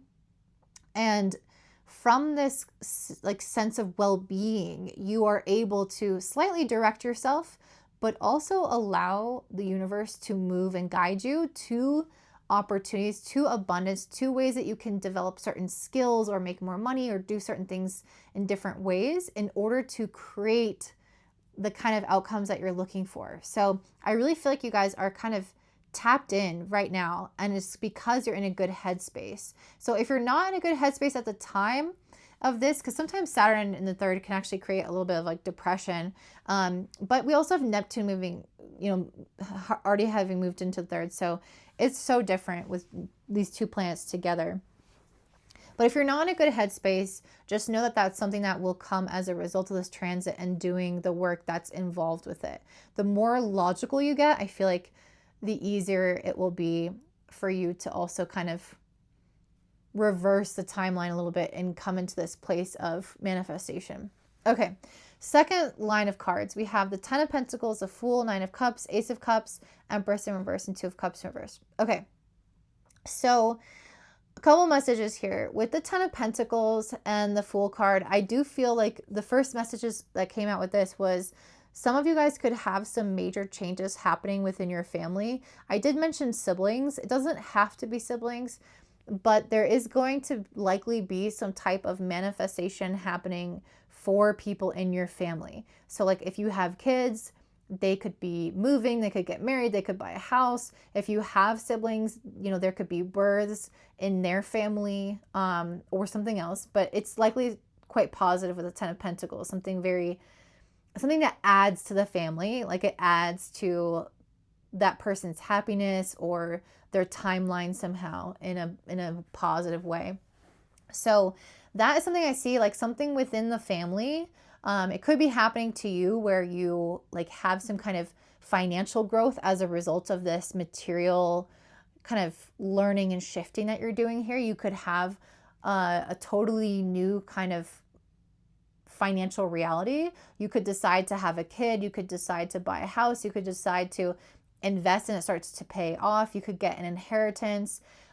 So things are happening within the family that is going to create greater stability or greater wealth or greater happiness for the long term for either you and your physical home or your immediate family or even like outside family members. So I'm seeing that here as a really positive like extension, like the family tree is growing or the prosperity of that tree is becoming more vital. We have Nine of Cups and Ace of Cups. So I really feel like this next chapter for you, I mean, it's crazy because Saturn transits usually suck. But I'm just getting such positive messages for everybody. A Nine of Cups has come out a lot. Nine of Cups is a wish fulfillment card.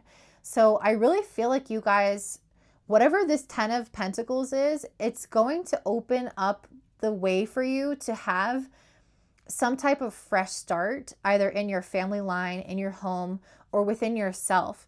So if you've always wanted, like, let's say this is you getting inheritance. If you've always wanted to move abroad or go on this major trip or start a different kind of job, or these are really major things. It doesn't even have to be that big.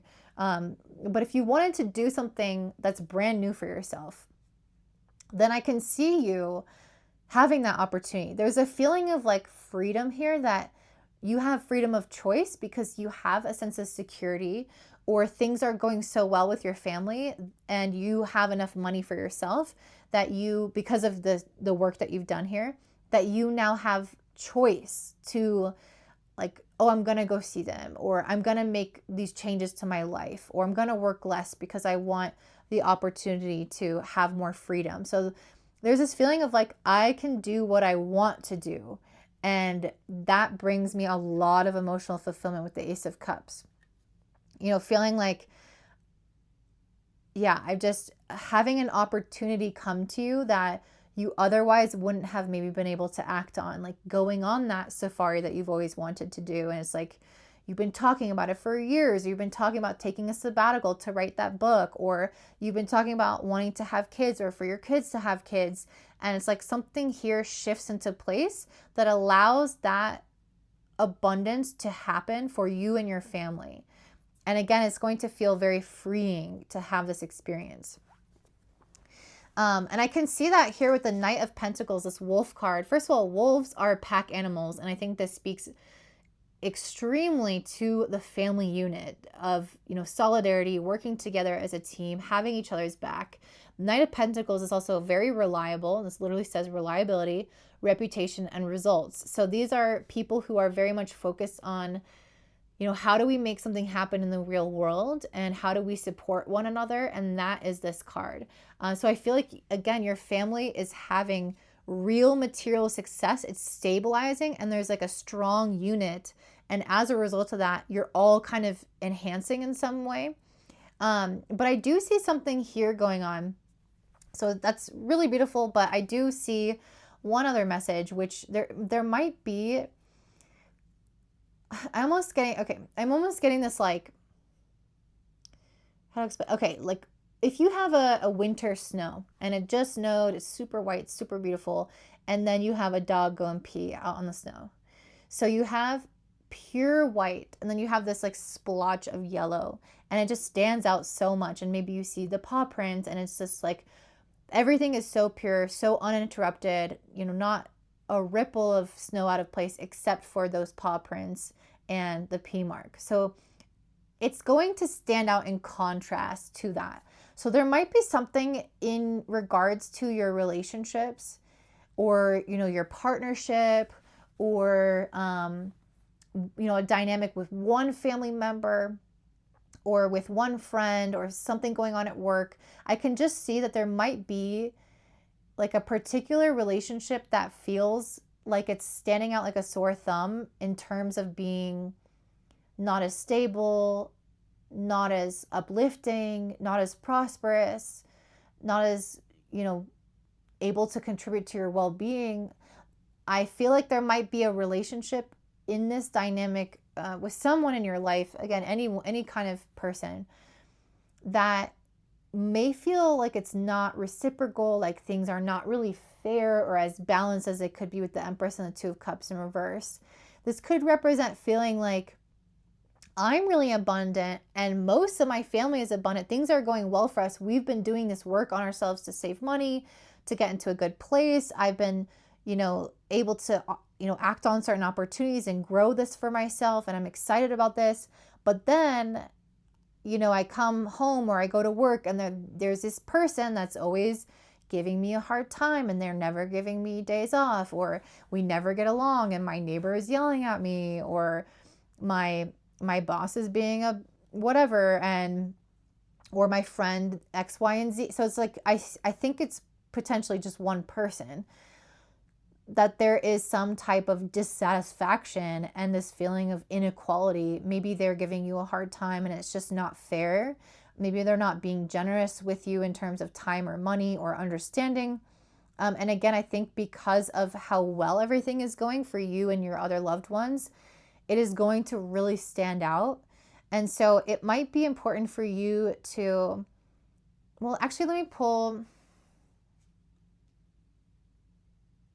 Yeah, so I pulled these cards earlier as clarifiers. I got the Three of Swords, the Six of Cups, and the Page of Swords. So if this is happening for you guys, I really feel like it is going to make you feel some type of way with the Three of Swords. This is usually a card associated with emotional, like, discomfort or grief or pain. Six of Cups, it could really bring up quite a bit of stuff from the past. So this feels like it's an ongoing thing with this person.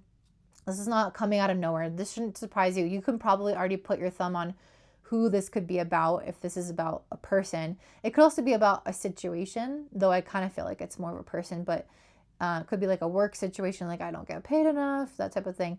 Shouldn't be brand new, or even if it is new, it's something that has remnants of like previous experiences in your past, and it could make you feel, again, potentially down as a result of this. With the Page of Swords, I feel like your advice here is that you need to really communicate. So this could be that you have new ideas to bring up with them to kind of try to find some type of compromise. Or this could be that you speak honestly about certain things that you think or feel. There's something here where it's like, let's not just leave this, right? Where we're accepting this as reality. Let me see if there's any other advice here. So we have the Nine of Pentacles. You guys might also want to just kind of do your own thing.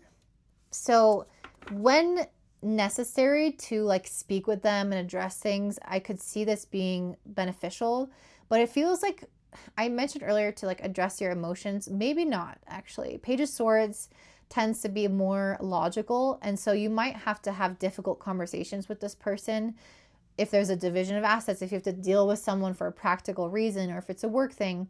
So it's like, okay, let's just talk about the work or the thing and address that and kind of not ignore the personal relationship, but not go into the emotional aspect as much. Because, yeah, so I guess I'm kind of undermining what I said earlier, but around, not to ignore it. I don't think that you should outright ignore it in the sense that you're in denial, but I feel like you might need to just have difficult conversations, but not like try to feel like you have to fix the relationship, because I don't know that it will get fixed. The advice is almost to go off more on your own instead of trying to like make this connection really great. For example, if this was like a toxic boss, you could speak to them about setting certain boundaries or having certain changes in your schedule. You can approach them with new ideas of how to compromise on certain issues, or just communicate about stuff that's happened from a emotionally detached place, from a logical place. But you don't have to go in there and like be their best friend. You don't have to like try to make this relationship something that it isn't, because I don't know that it will become that.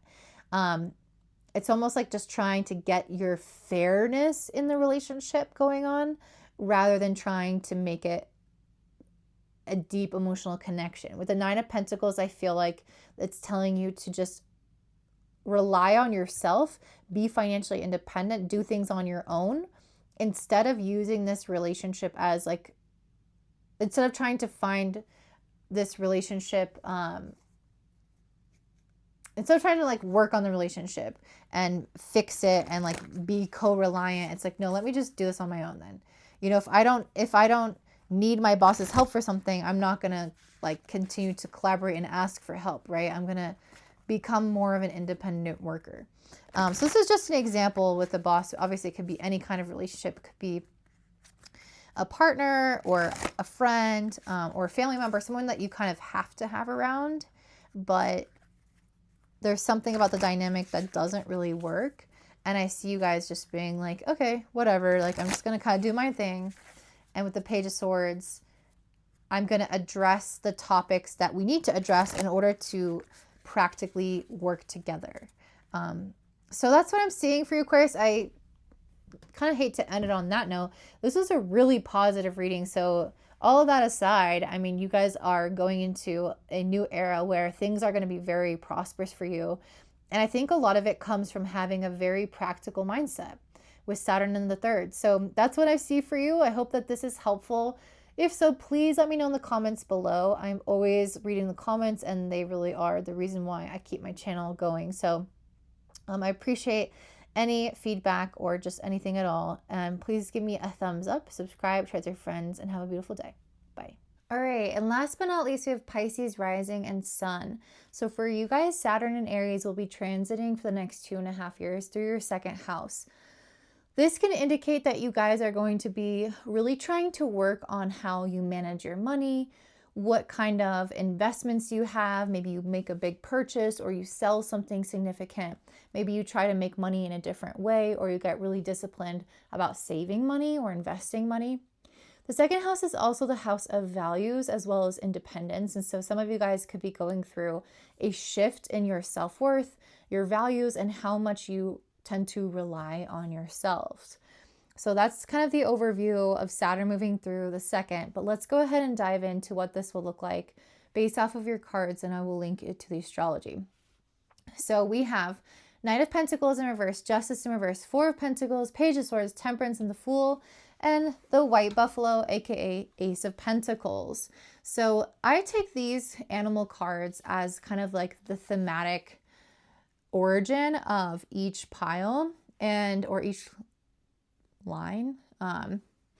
So starting with the Ace of Pentacles, White Buffalo, this says prosperity, divine gifts, and lost opportunities. So to me, this is saying that whatever is happening with the Saturn and Aries is going to encourage you to take some kind of leap of faith. And we can see that with the Fool card being the very last card of this pile, where it's really speaking about jumping into some kind of new material reality. So this could be, again, taking a new job or trying to make money in a different type of way, but there is some type of opportunity that you're being called to act upon. So that's kind of the overarching message of this pile. But let's start off with the Knight of Pentacles and the Justice in reverse. The Knight of Pentacles is a card of stability. So it's somebody who goes into the work and they do the same job day after day. When it's in reverse, it can represent somebody who is lacking stability, who is maybe showing up inconsistently. But what I'm seeing for you guys is that there's likely some kind of change in your work. So maybe people, if you're an entrepreneur, maybe people are showing up less, or you're enjoying what you do less and you're showing up less, or maybe you're not really feeling your job anymore. Maybe you got let go of your job, or you're in some kind of transition. Maybe you are, in transition where you have kind of one goal in mind, or you want to pursue something else and you want to get maybe out of this mundane, every day is the same kind of energy. So this to me is saying that you're starting off on an uneven footing or an unsure footing, where instead of every day being the same and doing the same work all the time, you are wanting to either mix it up, or life has put you in that situation where it's asking you to try something different, get out of maybe a rut or a routine, something that you are super well, like the back of your hand, and it's just not challenging you anymore. With the Justice card in reverse, the same situation that you could be in could be like a dead-end road of some sort. This card can represent feeling like there's not really a way to progress if you stayed in that industry or in that job or in that way of making money, or even spending money if it's some kind of habit. But it could really speak to how there isn't a path forward. You literally are reaching the end of the road, and it's leading to some type of imbalance where you're just going to continue to put in energy and advance yourself and grow as a person, but the container that you're in doesn't grow with you. And so it could really feel like things start to become, again, out of balance here. Unfair almost, like I'm too good for this place. After that, we have the Four of Pentacles. So you guys might come into a space, if you do leave whatever this is, this kind of stable pattern or job or income or whatever, if you leave this, you are likely going to enter into the Four of Pentacles. So this is the energy of somebody who is maybe feeling a little bit more scarce. They're trying to save their money. And Saturn in the second house is very much about being cautious with your spending, thinking long-term about your spending, being wise and how you manage your money. So the Four of Pentacles is very much somebody who needs to operate within the mindset of conservation. I do want to warn you against excess scarcity because of this Page of Swords. This is a light energy. This is somebody who has an idea and they flow with it, they follow it, they're excited about it, and they pursue it. If you are in super scarcity mode, you might have trouble accessing the lightness of the Page of Swords. So you might overthink things, or you might want to be super conservative to the point where you never try certain things that you have an idea about.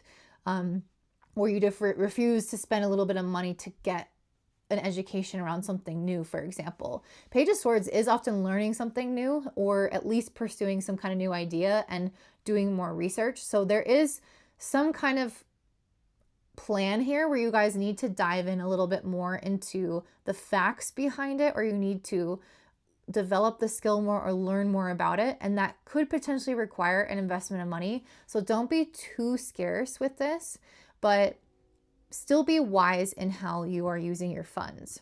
After that, we come into Temperance and the Fool. So I really feel like whatever this opportunity is, this idea or this learning opportunity, it's going to lead you to some path that could be a number of things. First of all, it could be a path that feels like it fills you up a lot more with this Temperance card. Like there is this kind of feeling of being really balanced, whereas the Justice was in reverse here and there wasn't that fairness. This new avenue for you has a potential to be prosperous, has a potential to grow with you or emotionally fulfill you in some type of way that this other mundane, repetitive, routine habit or industry or career or financial obligation wasn't going to lead you to. So there's something fulfilling here. It is going to lead you to some type of peace, even potentially soul healing, or even kind of like a spiritual awakening or spiritual career as well. Then we have the Fool card, and this is again somebody taking some kind of leap of faith with the Ace of Pentacles. This is acting on some type of material opportunity. So I really feel like you're going to reach some kind of impasse or some type of ledge that you're going to have to leap off of. So the universe will kind of supply the idea. It will get you started with something, get you excited about it. And then you're going to reach this critical mass point where you're going to have to take some kind of risk or take some kind of chance. And that is extremely Saturn and Aries. If you haven't watched the overview, make sure you check that out because I speak about what it means to have Saturn and Aries and what that teaches you about yourself when you take these risks. So that is the whole overall notion of Saturn and Aries, is to take some kind of leap of faith, and through hard work and effort and overcoming of the obstacles, you prove to yourself that you're capable of this. And not only that, you find it much more fulfilling because this path, while there may be challenges, is much more rewarding for you. So I see you coming into a different place here where you're going to be managing your money differently or making money differently or on a new career path that is going to benefit you a lot more than the stuck place that you're at now. Okay, so we have a second line of cards here. We have King of Wands upright, Eight of Cups in reverse, Ace of Wands upright, Two of Wands in reverse, Ace of Cups upright, Two of Pentacles in reverse, and then the Otter, which is the Six of Cups. So this is really weird. I don't think I've ever had a reading where it's been upright, reverse, upright, reverse, upright, reverse in terms of the card order. I feel like that could probably speak to some of the internal journey. Like you take 2 steps forward and 1 step back, or you're making progress, but then you have like internal resistance. Like there's a zigzag kind of motion. Instead of just moving forward on your goals, you're moving a little bit forward and then like not back, but maybe a little bit this way, a little bit this way, a little bit this way, and having to kind of cover all these bases or do work on the internal and external front, which is why it zigzags. And it could take you potentially a little bit longer to get to the end goal because of that fact. Saturn in Aries is a placement or transit that will delay you. The whole purpose of Saturn is to slow things down, to test your resolve, to test your resilience, and also make you kind of master the energy of whatever this is, which is for you a lot around financial management and values and self-belief. So if you're lacking some of those things, it is going to require additional effort and attention in order to be able to cultivate them. Just naturally, that could delay things. So keep in mind that you really want to give yourself these next 2.5 years fully before judging your progress or pace when it comes to kind of your financial breakthrough with something. So if you need to have, like if you're having some kind of progress or you're going on some new path, you don't want to put the pressure on it to immediately give you all of these results. Maybe you could maintain what you're currently doing plus that, or you could get a side job plus that thing that you want to do, or kind of balance both worlds, because I think it will be taking the full cycle of Saturn and Aries to bring you to the stable place that you want it to be at. So with the Otter card kind of describing this row, and it says Six of Cups, reunion, reminiscing, inner child. This does make me feel like it is that this journey is based off of your inner child. That is very much kind of centered around your exploration of the self and of your well-being. You are, let's see, we are having Jupiter move through Cancer. And so this could also help you explore your gifts when you were a child, or your natural talents, your natural inclinations, the things that you're attracted to. I think that's a big part of what this is about, is what you've been doing has been kind of stuffy and boring. And I think that you're meant to be coming into a place where you're exploring some more of your natural gifts and talents that you thought about when you were a child. And Jupiter in Cancer can help you do that. You will have to, of course, match that with the logistics of Saturn being in your second house.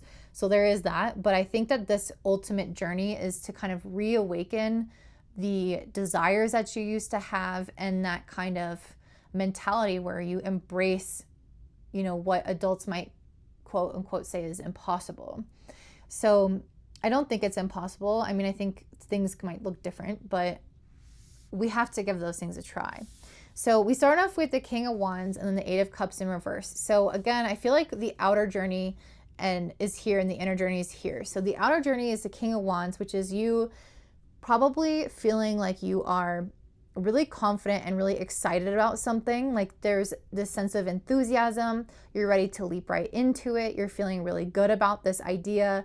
But then at the same time, even though you're making those moves, so maybe you are studying that thing, or you're putting yourself out there, or you're making that website, or whatever this is going to entail, or if this is another area of life, I guess it could be something entirely different. But I can see you guys maybe doing something in the external world to like boldly go and take that situation by the horns, to take that forward step.